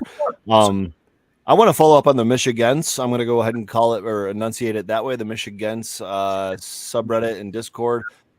So the term "ent," that kind of end, the suffix, if you will, to Michigans. I believe that term comes from a character in, if I'm not mistaken, the Lord of the Rings. It's the tree, the living beings in the forest. They are the ENTs, the Ents. Okay. So that term was around on Reddit when I first started growing. And that's kind of what we considered ourselves, like the knights of the forest, right? The Ents, you know, and we were the ones kind of like divulging this information on growing cannabis and all this, and you know, helping each other out in this small community. Well, they took on this name of Ent and put it in Michigan and created this channel called Michigans, right? It's not only a subreddit on Reddit, of course, but I would also highly encourage everyone to check out their Discord. Their Discord is very active. I mean, thousands of messages every day across dozens of different channels, including whittled down to concentrates, whittled down to organic flower, whittled down to hangouts and stuff. Every night there's people, you know, maybe a dozen people hanging out in a channel and a voice channel, and you get, you know, just pop in and say hi, you know, and have this discussion about whatever's going on, whether it's, you know, a show you guys might, or a movie that you guys are watching together, or maybe it's the, you know, the newest growing technology or something. So they kind of introduced, I knew about it for a while, but I never really was involved in it social media wise until one of the creators of it introduced himself at the Hash Bash Cup last year, so about a year ago. And I've tried to be involved in it since. And you'd be surprised, Fred, I bet, if you did a search of your name in that Discord. Interesting.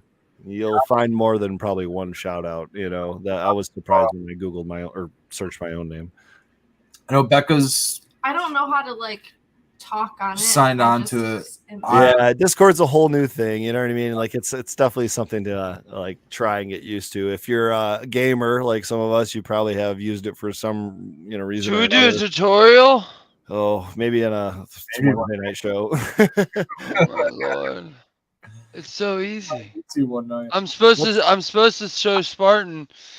I can figure it out. Via Blue Kiss, she said I had to show you. I just don't know how to talk to other people or respond to anybody. Like I don't even have the option, so I feel like there's something I have to do that I haven't done. Yeah, certain servers you gotta do stuff so they make sure you're not a bot. No. Yeah, like it'll be like click an emote on this message so that we know you're actually a human, you know, because there's bots already. It's because in the gaming world, it's everything. Or just DM the admin and be like, hey, you know, this is Red Center Farm. Like we're trying to figure out this whole Discord. I don't think we have one on the Michigan one, but the Michigan's we'll figure it out.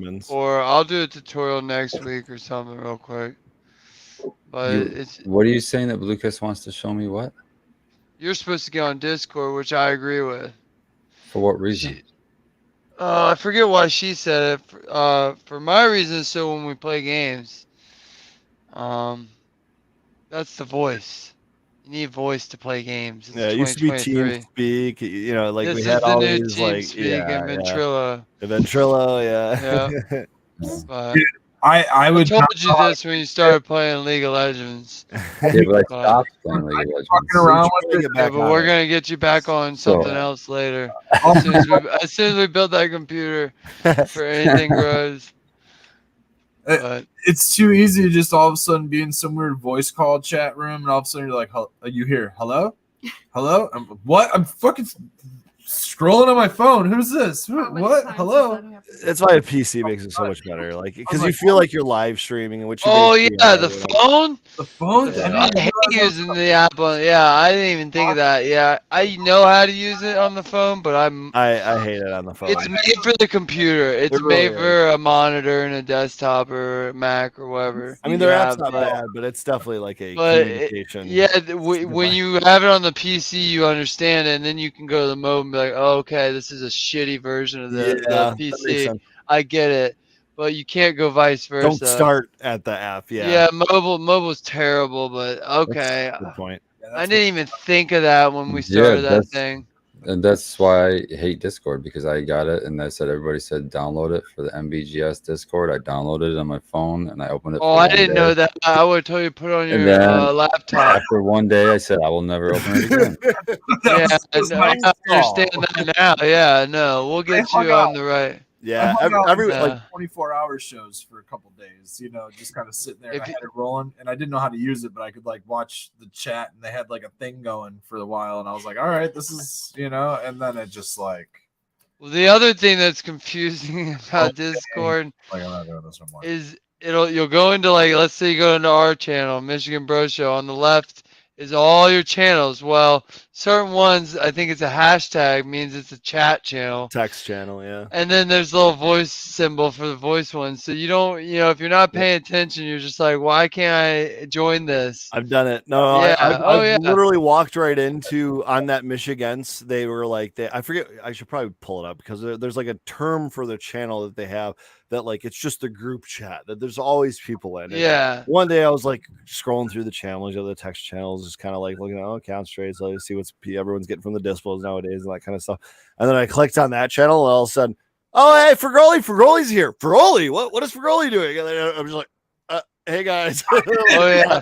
On the right, it's gonna show everyone who comes on. Well, yeah, to tell it like gives you some of them if you have the notification set that way. If it's set up, it'll be like welcome. It might just be set up to say your name and then everyone recognize it. So, but it was cool though because it was an accidental kind of. That sounds terrible to me. I would hate that. What do you mean? For a boomer, it's frightening. But Bro, I get enough messages. I get enough messages and enough emails as it is, and now you want me to just bump into chats and then. Just all right, Mister, I can't walk downtown, without getting recognized. It's all right. That hasn't been the case. I didn't say that. I'm just saying I spend a lot of time answering messages, man. A lot of time. You want me to add? Well, it's because you're a nice guy and you actually answer messages. You can mute messages on Discord. Oh yeah, I got notifications. But isn't it better to not be on the platform than to just mute the messages from everybody? Well, like I was gonna say to chat, if you like to collect seeds, all the breeders are making their own channels and they give away seeds left and right. Yeah, exotic. Yeah, but that's not something I'm really into. I got seeds, man. I got lots. Well, I don't want you on there for seeds. I'm getting you on there so we can game. But that was the original reason I was on. But yeah, we'll get there. Video game, but now all of a sudden, like all the weed crews out there because Instagram sucks. Wait, it's everything's on there. It's crazy. I'm confused. Why do you need Discord? That's why you talk during the game. Do you remember TeamSpeak or Ventrilo, Red? No, he's not a gamer, dude. Oh no. Oh. Yeah, I use both of those. I've used both of those. You remember World of Warcraft and EverQuest? No. Halo tournaments, man, but that would be like. So do you remember? There's a time before where games were so simple, the creators didn't know how to put voice into it. I've never played a game hooked up to like the internet. Okay, but I'm explaining. Test kind of guy.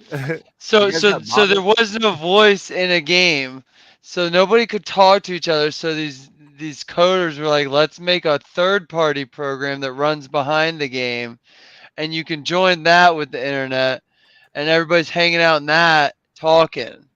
So you could talk and instead of having to spend a minute typing the message or like you don't have time to heal me, motherfucker.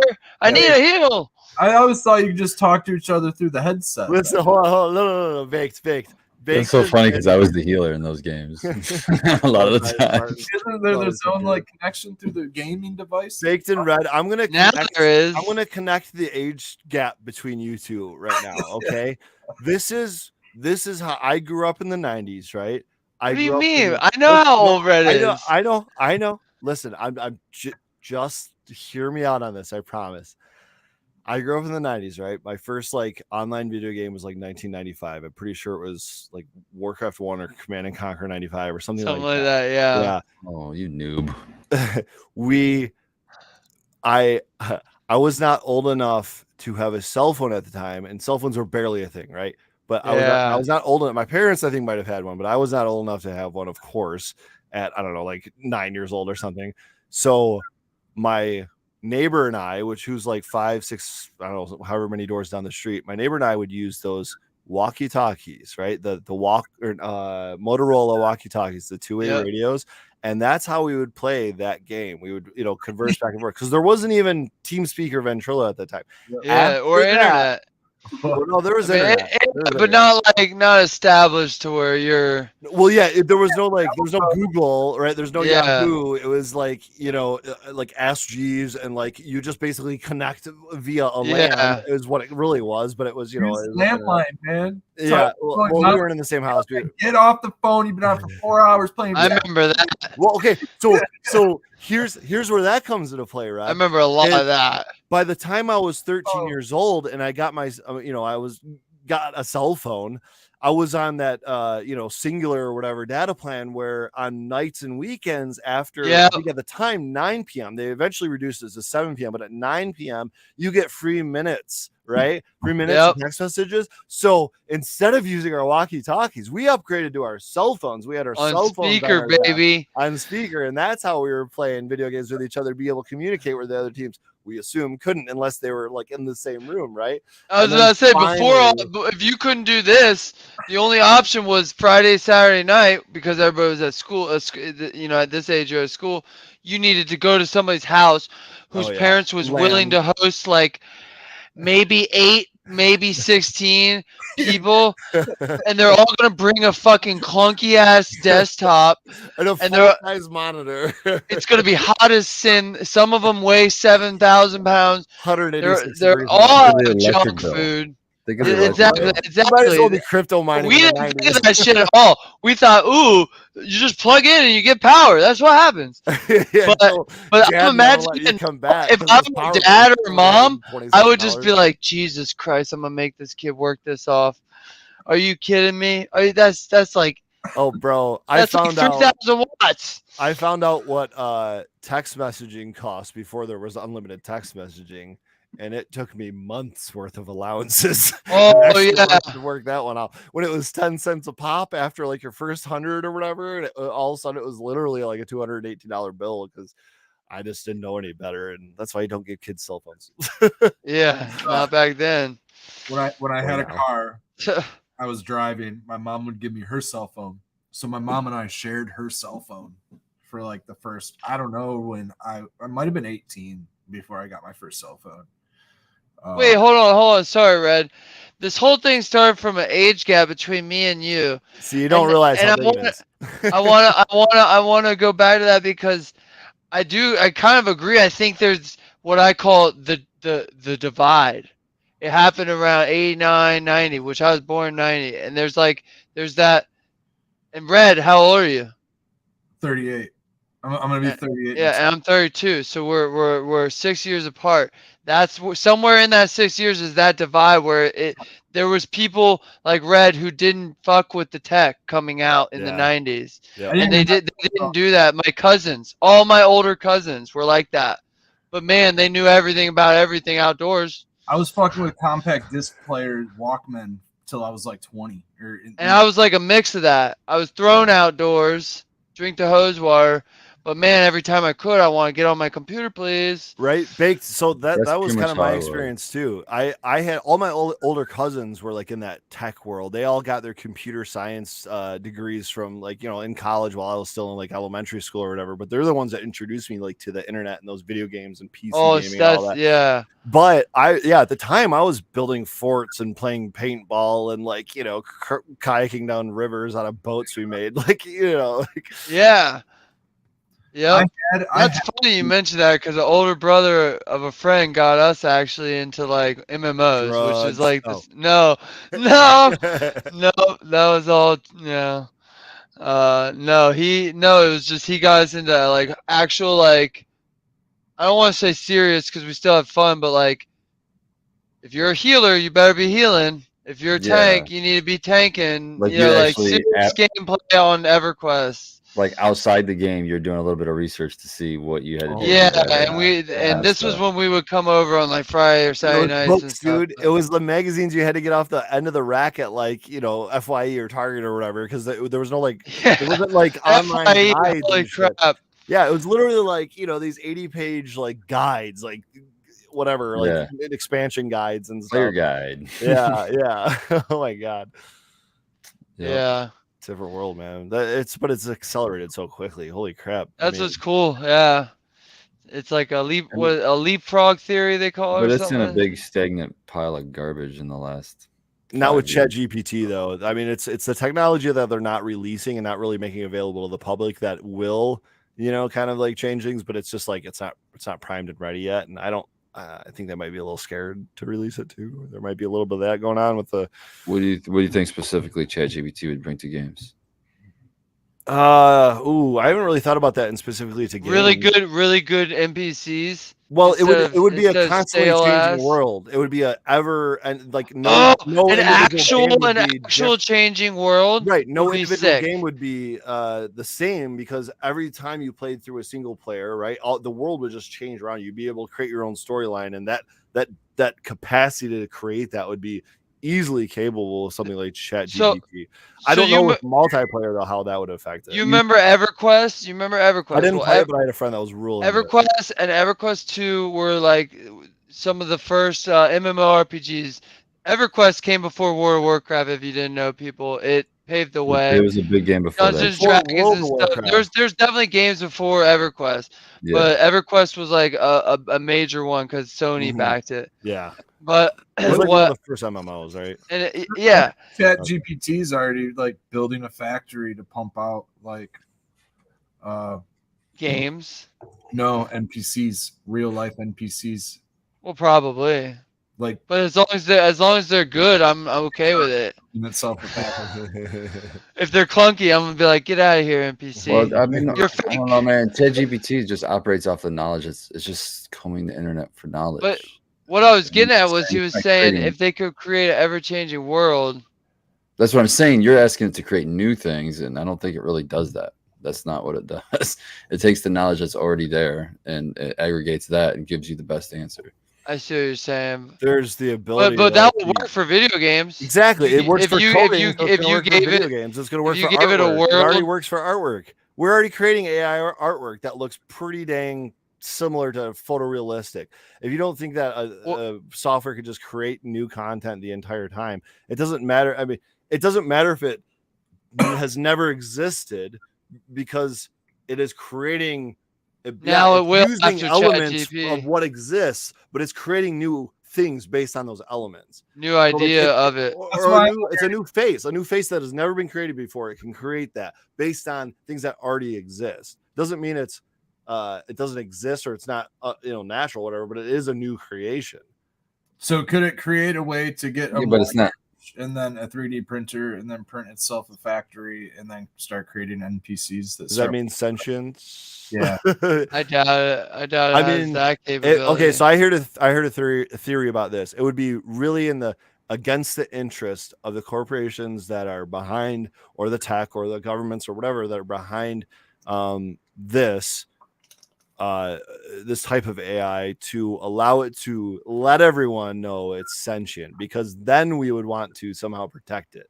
But if we weren't willing to protect it with our ethics, then we could essentially, I don't want to say enslave it, but yeah, we can make it work for us without having to give it any benefits. If you create a perfect true AI, you're creating another conscious being. Therefore, right. So I get what you're saying. Philosophy at a certain point, but that's a good. Yeah, I don't know, but I mean, for video games, like that's the holy grail. They squashed the EverQuest 3, but some of the best developers in the video game industry were making it, and that's part of the thing. Was like, for instance, everybody familiar with orcs? Yeah. In video games, they're usually pretty bad. They're big. They're brutes. Unless you World of Warcraft, you could play as them. So let's say you have a big, nice human city, and the whole theory was you have a big, nice human city, and orcs, they start breeding outside the city and make a small village. Mm-hmm. Well, if none of the humans come out and squanch it, the orcs just keep building and building and building. Finally, it becomes a problem. But if you come out and you squanch it, then the orcs say, "Oh, I'm sick of this. Let's leave. Let's go make our village elsewhere." And that was part of like an AI doing that, though. Like this was like 10 years ago. They were trying to do this with video games. It's a simple AI though. It's not really machine learning like we have now. That'd be sick. Well, yeah, but like now this is even more advanced. Right. Learn a little bit, find out, and make the orcs even more pissed off and come back or something. Maybe they come back in 5 years. Spartan is saying, like you're taking elements of things that already exist, or you're scrubbing the internet, right? It's not just that. Someone in chat said it. It is machine learning. It's data driven. It is it's not conscious, it's not, sentient, but it is a model in which it is learning based off of what is out there. Now, that does mean it can create something new. That doesn't mean it knows what it's creating necessarily. Like it is based off the elements or like these parameters we're giving it, but it still can create. So I think that's where like it might be limited, but it's pretty impressive, man. And I think it's. What about the private AI systems? Like we're talking about a public AI. Well, so that's the thing, right? So between the United States government and the Chinese government, we have literally dumped hundreds of billions of dollars into these AI type systems. So who knows what we already have? But for something that's public and that's in a 3.0 version and that 4.0 is in the works and it's going to blow our minds, I'm certain of it. I mean, if you think about it, though, what's more efficient, private or public sector? It's definitely the private sector. So, I mean, the way that everything's compartmentalized in the public sector. Like Chat GPT 50. I kind of doubt it, man. I honestly really doubt it. They probably have like 3.5. Just a slight step ahead. They're not like the whole thing kind of makes me hesitant and makes me skeptic. Like I want to. There's an element of danger there. There's an element of danger to the whole thing of AI that I just wish we had more caution when we're doing these things instead of leaving it in the hands of multimillionaires. That doesn't really. Well, that's the thing. We don't know the cautions they're taking. Man, I've already heard story. I mean, it's stories, not. That's what I'm saying. I mean, it's a like, reporter who was contacted by ex-military. I mean, that's the kind of stuff I hear, but that it's already been done in Japan and it didn't turn out so well. I think the people who live across the street from me are NPCs. Their garage door opens and closes. They get home at the exact same time I do. I don't have a regular time job. There's a lot of people out there that don't grow weed and work a 9-to-5 job, right? Yeah, exactly. I grow weed and work a 9-to-5, literally. Yeah, I know. There's a lot of people that don't grow weed. I'm not NPC, Red. I could be coming home at random ass fucking times of the day all the fucking time, and their fucking garage door's gonna open and close. Dude, you and I are a very unique situation. Okay, it is a very unique situation. Yeah, here you. This is trips out Becca. She's like, you're right. It fucking happens all the fucking time. I can go out there right now and be looking, and their garage door will fucking open, dude. It's fucking weird, man. It's fucking weird. I'll go out there. Do they have cone heads? Somebody will come. Or always wearing hats to cover their head, tall hats. They're not people over there. I'm telling you, it's fucking part of the matrix. It's part of the. Well, we're all in the matrix system. The chat GP's already working on you. Fuck. Skynet. Uh-oh. Thank you. Gotcha. Yeah, what's a good like a real good like sci-fi movie with like AI and stuff? What's the Terminator? Ex Machina is I'd say it's a pretty good, thought-provoking one. Yeah. Watch that. I'd have to think. Let's see. Wally. I was gonna try to say it long. Wally? Yeah, it makes you feel bad. It makes you feel bad for him, and that's a robot. That's AI. I think Wally's the best thing that any of us could watch. iRobot. iRobot. I can't Spartan would like that one because he'll be like, "Yeah, see, this is what's gonna happen." Chat GPT. I don't want to be like wheeling around on a fucking thing, just munching. Oh yeah, what's that Disney one? That's Wally. That's Is it? Yeah, that he goes to. That's what we end up. We trash the Earth, and we have to fly around in a space station. We're all fat, sitting on scooters. I think that reminds me of just I walk around in my town and I know the feeling, but and I see people scooting around and I'm like, wow, this is Wally in real life happening. Yeah, right. I think I've said that to you when we went to the mall. Let's see, but yeah. What's the good one with Robin Williams? Andrew, the Centennial Man. I've never seen that one. What? That was boring to me. I think I saw oh my god, it's a classic. Are you kidding? haven't watched it. Yeah, I might be. You gotta go back for that one. For sure. I know, man, It's, it's good. been It's a probably long still in theaters. This isn't really like AI driven necessarily, but Interstellar I thought was a fantastic movie.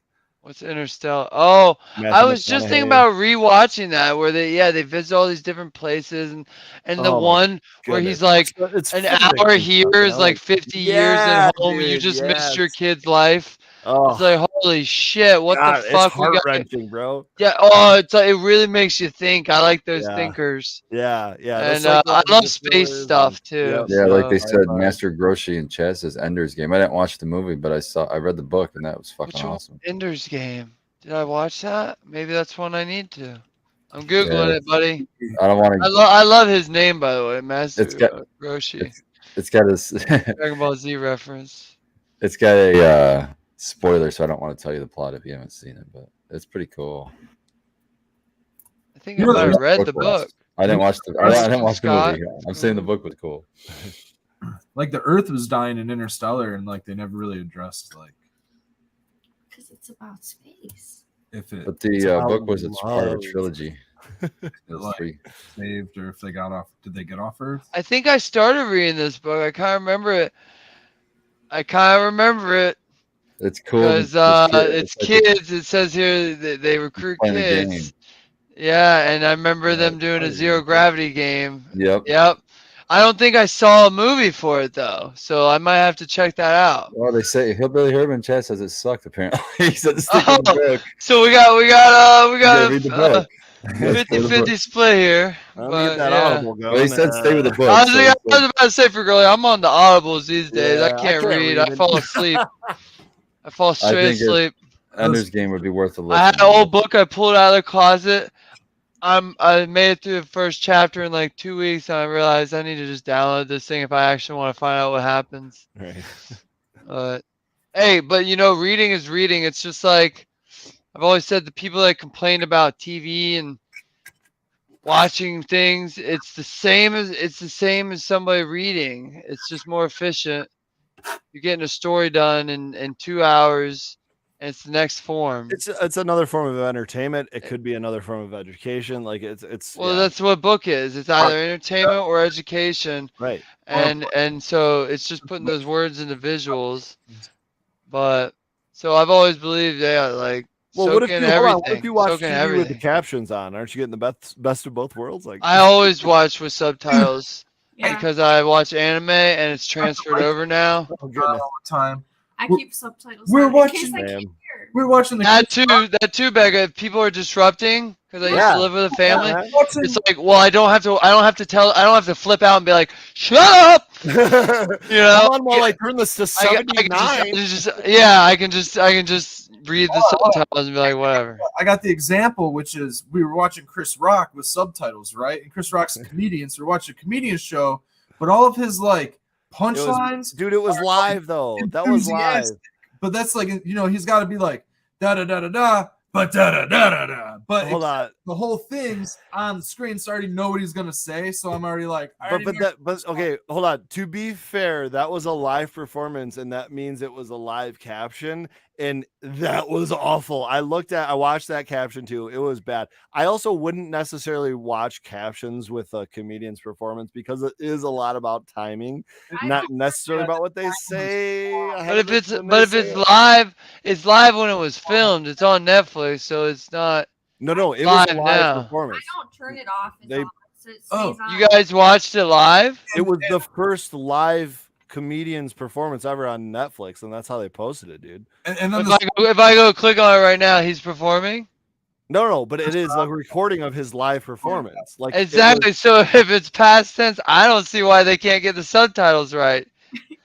No, well, I'm just saying it was a one take deals, and I'm sure they're not paying, someone again to do it. Apparently, probably Chat GPT. I haven't watched it again since. But Yeah, where's Chat GPT when you need it? maybe that's what they used. Did you guys see the South Park? Did you guys not see the No. South Park? Oh, this is the second week in a row. I've told you. Last week it was about bidets. This week it was about Chat GPT, and at the end, I'm so it said, behind. written by We're Trey good. Parker and Chat GPT. Don't spoil it. La, la. We're gonna watch it. We're gonna watch it. That's all I'm saying. Yeah, That was written by we'll Trey have Parker and to. Chat GPT. The bidet one was hilarious. Thank you. Yeah. Fuck. What was I just gonna say? God darn it, Bake. What were you just talking about with the Yeah, I already forgot. Can somebody check the replay?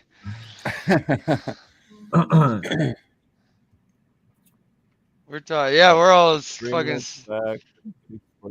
Yeah, I switched to Mac 1 a little while ago. I'm ready Audible. to sleep. You were talking about Audible and falling asleep.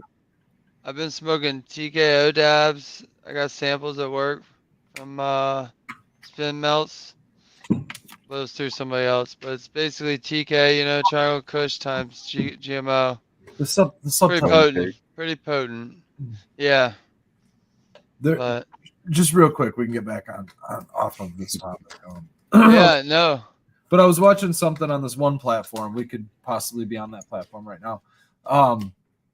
And it was a I don't know, maybe it was news, maybe it was a podcast or something, but it was subtitled and they were saying cannabis, but the subtitles were clearly saying marijuana. And I was like, why can't they just say what they're saying? Why can't they say cannabis? Why are they specifically putting marijuana into the viewer's eyes? That's interesting. It's very interesting, isn't it? So that's why I always say, like, there's also a lot of propaganda that goes on in media. I don't always read them. You know? I only read it if I can't hear. I was like, Just defending I ourselves wonder now. what other words like changing. I read them. You know what I mean? Do you think You only know they've math. actually just been using Chat GPT to change Bernstein effects? Whenever that happens. Yeah. It's actually Chat GPT rewriting the canon of our lives. Yeah. That's what I'm thinking. Now that we've That was version 2.0. Now we're on 3.0 where it's taken over completely. Right. No, 4.0 takes over So completely. We're living in 3.0, the they're world. just letting us know we're No, about to be. 4.0 is when they strap the goggles on you and you live in a box of virtuality. Well, that's See, like folks, that's next why year, it's good dude. to be skeptical, folks. That's why it's good to be skeptical. I'm sure they're skeptical. I'm sure that if they're smart enough to create a real AI, those nerds who making it are like, okay, let's not fucking, just give it free reign. I'm sure they're not motivated by money or anything. Yeah, because like that. we didn't just talk about a banking collapse, the second or third biggest, second or third. I don't think biggest their banks bosses are gonna be like, hey, here's a wad of cash, make this thing chaos. No, you they're don't gonna be think- like, here's chaos. on the dollar. No Okay, limits. You don't think the Defense Department might be a little bit interested? They've invested think literally they in have controlling hundreds of it. billions of dollars. You don't think they have I'm just an saying. unlimited budget, pretty much, Yes, they do. Because they To took do their what? money. To to do destroy whatever the the hell they world. want? No, to tell the scientists, hey, keep doing as much as you want to do. Make this the smartest AI ever in the world. You know what I mean? And make it I don't believe that they. I don't believe think they that, want that, but I don't believe they would say it like that without saying, but we want to control it. Yeah, We want to be able to control You're it. gonna do it in a No, non-lab. This is they the would- military. they have- That's what I'm saying. in Quantico. Bro, they have at their disposal the FBI, the CIA, the smartest people to go in there and spin it however they need to spin it to mind control those fucking scientists to make them do what they want them to do. Exactly, and they'd make it so that it's controllable. They wouldn't want to make it. The U.S. government. They have the same brain as we do. So why would they be like, let this thing just have free reign of the internet, guys? Nothing bad's gonna happen. Okay, We're I'll the give you military. an example of the story. I feel like They're gonna say no. We want an AI that does Okay. what we say. in Japan where they created the robots. I with, think with we an AI. debunked this at work when you were working with us. I want to With- find this. And these robots connected to a satellite. And they were It killed getting like information on 26 it. scientists. I No, remember I don't this think it now. was 26. I don't think it was 26. I think it was like 10 or under 10. I think I read that was a hoax, but I'm not. Thank you. We did this. No, robots didn't secretly kill 29 scientists in the lab. Did 4 AI. It's all a hoax. What about that one AI that runs around like a dog? And that one. Oh, that's real. That's Those are DARPA. real. That's yeah, in and that shit is actually a in robot. use That's on not an AI Battlefield. though. That's just a robot. That's just not- that's It just is a part robot. AI. I mean, it's But what? it's I mean, like integrated. you combine them, right? You like, Yeah. That's just a physical. Well, yeah, representation. you definitely combine them. Yeah, but I They're mean, computing AI I'd be all the time. I'd be more afraid of the phone in your pocket getting combined with an AI. Aren't Yeah, me too. weapons up to these? Aren't they hooking Or a weapons? Up? I'm just satellite. more afraid of my phone in my pocket than I am that DARPA robot. But you know, if I see one in in real life, I'm running the other direction. I can guarantee you that much. You're not gonna outrun a robot, man. I know, but I just got to outrun whoever's behind me. It depends. It depends. It Not depends if what it's kind of chasing you. robot. Yeah. A Terminator robot, yeah, but like literally, like right now, you could probably outrun that dog robot we're talking about. They're not fast. I have a prediction. They just stay on I'm their feet. Google that shit. I've seen him running on a treadmill. If you That put a thing can gun run in fast. its hand, though, it's going How to aim fast 100% correct every time with windage and vertical, like Oh, everything. good Dude. point. It doesn't necessarily need to catch you. That's a good point. That's true. But I still think it can. My prediction is this. You know how they have these weird 4 camouflage miles an hour. patterns? Wait, 4 or 40? 4. Oh, okay. I got a little nervous there. Sorry, Red. No, you're okay. We're safe. You're good. You know how they have the I camouflage? still haven't seen you run faster than 4 miles I an hour. promise you, I run more. Behind a wall. Now we're doing a race this spring. And I've been telling work too that I've been wanting to race them down the hallway and back. Wait till they put And I think I could blow them out of the water, but wheels. we're racing now. They start putting the dynamics like a cheetah on those fucking things. They go way faster than 4 miles. What's your I'm a smokes. Okay, How do I always get pulled into these fucking competitions of shit? my prediction is I just That- said I haven't How? seen you run 4 miles an hour. Well, who said I wanted to run? Oh. Now I got to make you look bad again, man. Why you make me hurt you all the time? Just let Red tell us his prediction. my prediction is that most of us, some of us won't be obviously, but most of us will be wearing the camouflage in which these scanners that detect people, things, faces, such. We're going to be wearing these they UV lights. No, you see those weird patterns that you can wear so that facial. Oh, the patterns, yeah. Yeah, a lot of us are going to Bro, be. you got those UV But lights what too. if- They what just if the clip on the AI door of your hat, and you can't see them. But like all the cameras and everything else, it's just it just looks like a big giant flash of light. Big flash of What light. if the AI then programs all its robots that when it sees that, it fires?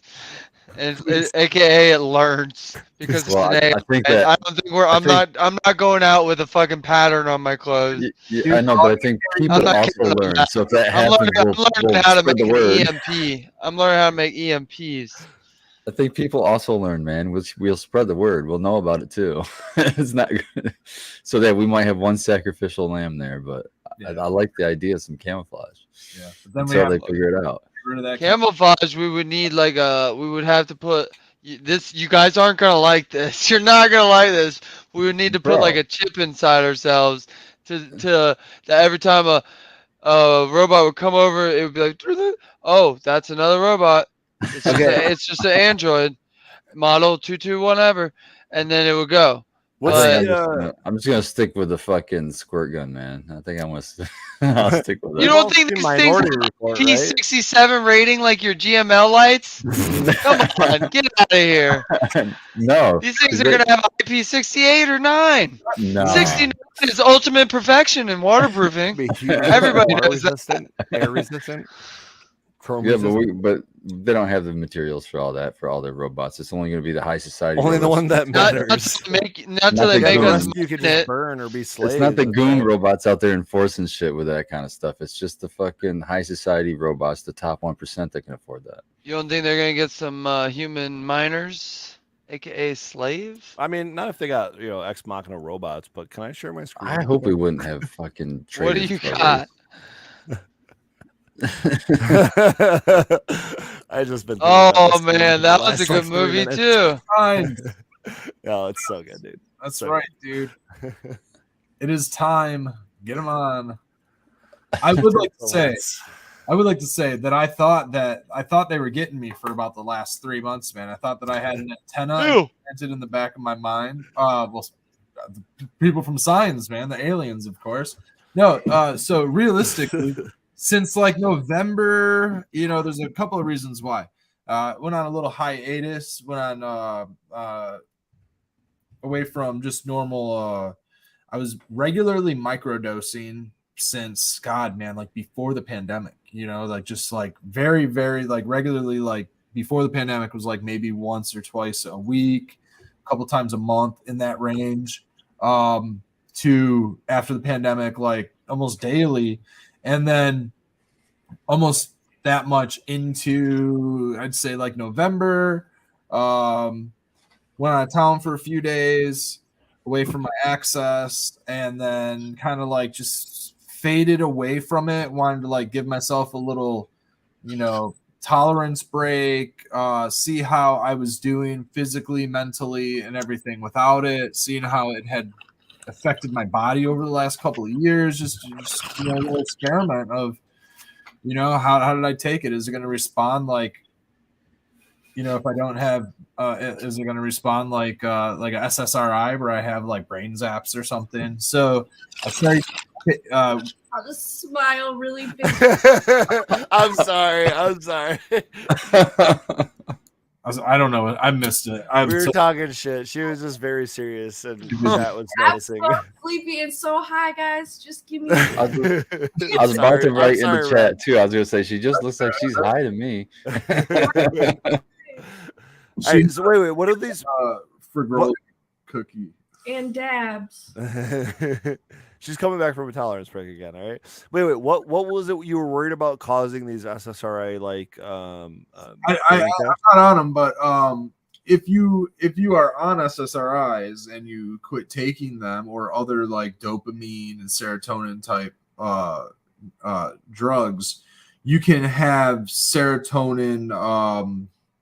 I don't know if you get serotonin syndrome from not taking your SSRIs right away, but you can have, basically discomfort feelings. Hold on. My understanding is that serotonin syndrome is having too much serotonin, and that's where you're. I think that could be deadly, right? That's when you're taking like too many of those things. And you can have, and also if you're on SSRIs and taking psychoactive chemicals, you can get serotonin syndrome. So there's a huge like caution. But is that the same as when you're getting off of it? Is that also the serotonin syndrome?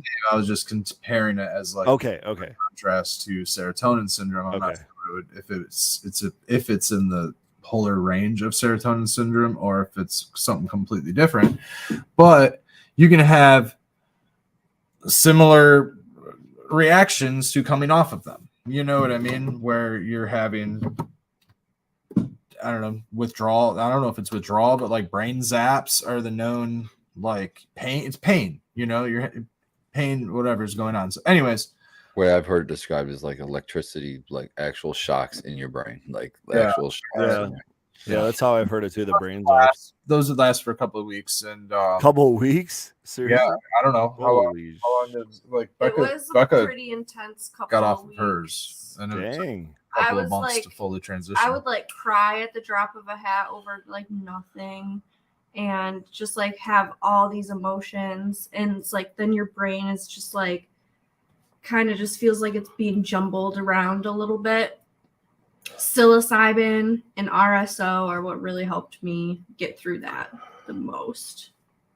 But it went away. It didn't last for very long. And what I noticed, and that's why I was saying my experiment of coming off was to ensure that wasn't a thing, because I'm always, with polarity science and some other things, we advocate microdosing, and I want to make sure that there's not a cautionary, if you're coming off of, you're giving yourself a tolerance break. Do you need to wean yourself off of these? Can you just quit them cold turkey? Or are you going to have a serotonin reaction to these things? And so I don't think that I had any sort of withdrawal, any sort of serotonin reaction. What I did notice is effects pre-2020 that I had where I was having these nerve pains in like the side of my face, my eye. My neck pain was really, really bad at the time. I was under a lot of stress prior to like microdosing. And then like it kind of like faded and went away. And I just sort of like thought that it was my diet. I thought it was a few other things.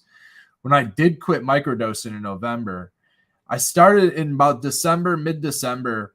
Dioju was getting me up midnight, 2-3 times in one night. And I was like, what the fuck? And I just like, was like, getting out of bed. Like, yeah. And like, was just frustrated, had a few and like was just feeling the stress coming on, but like all of a sudden I started like getting this like pressure in the back of my eye, right? This like pain in the back of my eye. And I'm like, what the fuck? I'd already been going through these sty issues with my other eye, and I kind of thought maybe it had something to do with that, but it was very persistent. I dealt with the sty issue, and that hasn't been coming back or anything, but this persistent pressure would go away if I pushed on my temple and gave myself one of these and then like tilted my neck and like gave myself a little stretch in this. I started realizing it's not my eye.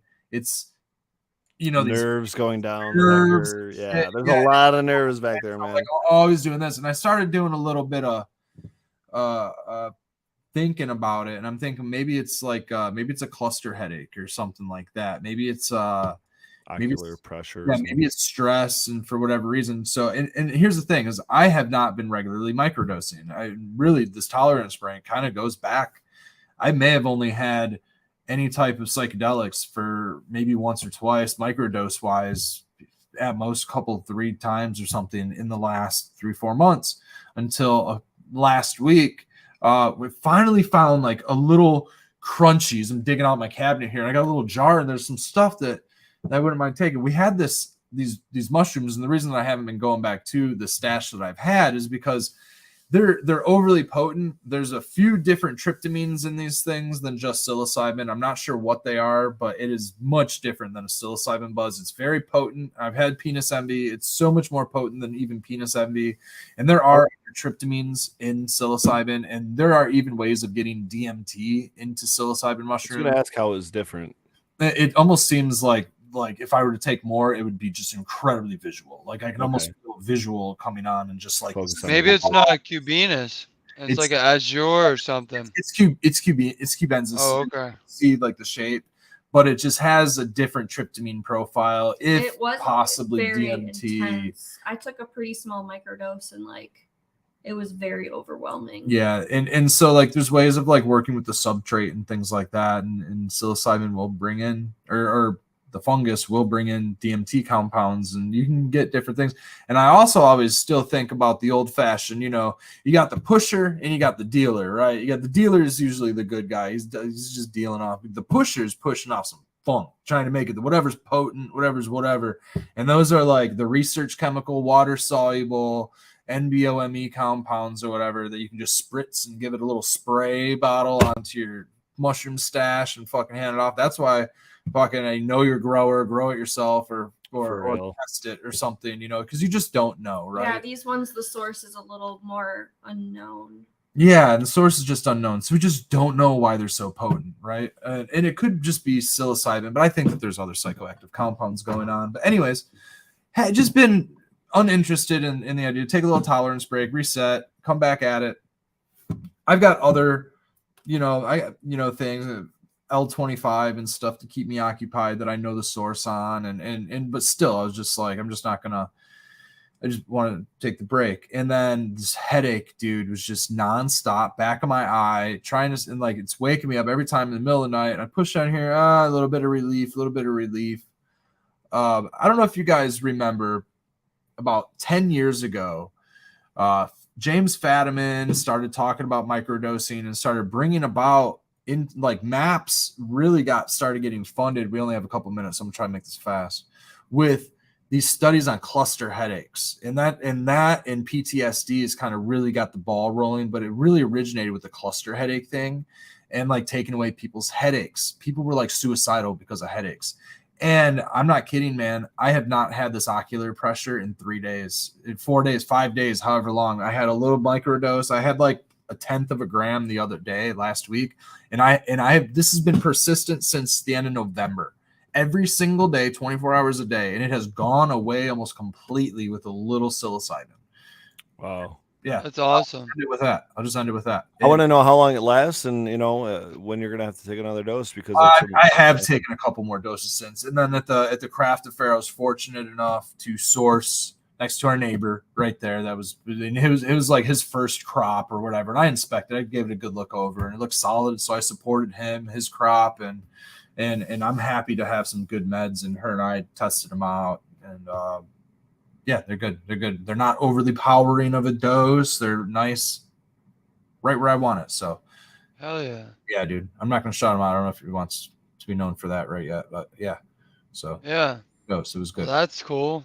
Yeah, that's what I remember mushrooms coming around for migraines and stuff. Yep. Big, like serious migraines. But it's got to have something to do with the dopamine or the serotonin or whatever that release is, you know what I mean? And it's they don't really, from what I understand, I've read up on SSRIs, they don't really understand the mechanism and how it works, they just kind of know that it works, so that they prescribe it for certain, reasons or whatever. The brain's kind of like the ocean. We only know like 5% of it or something about it. For real. But yep, that's it for the late sesh. Thanks, chat. Give us a like and subscribe. Cheers, guys. Cheers. And we'll see you next time. Have a great night. Keep growing, everybody. All right.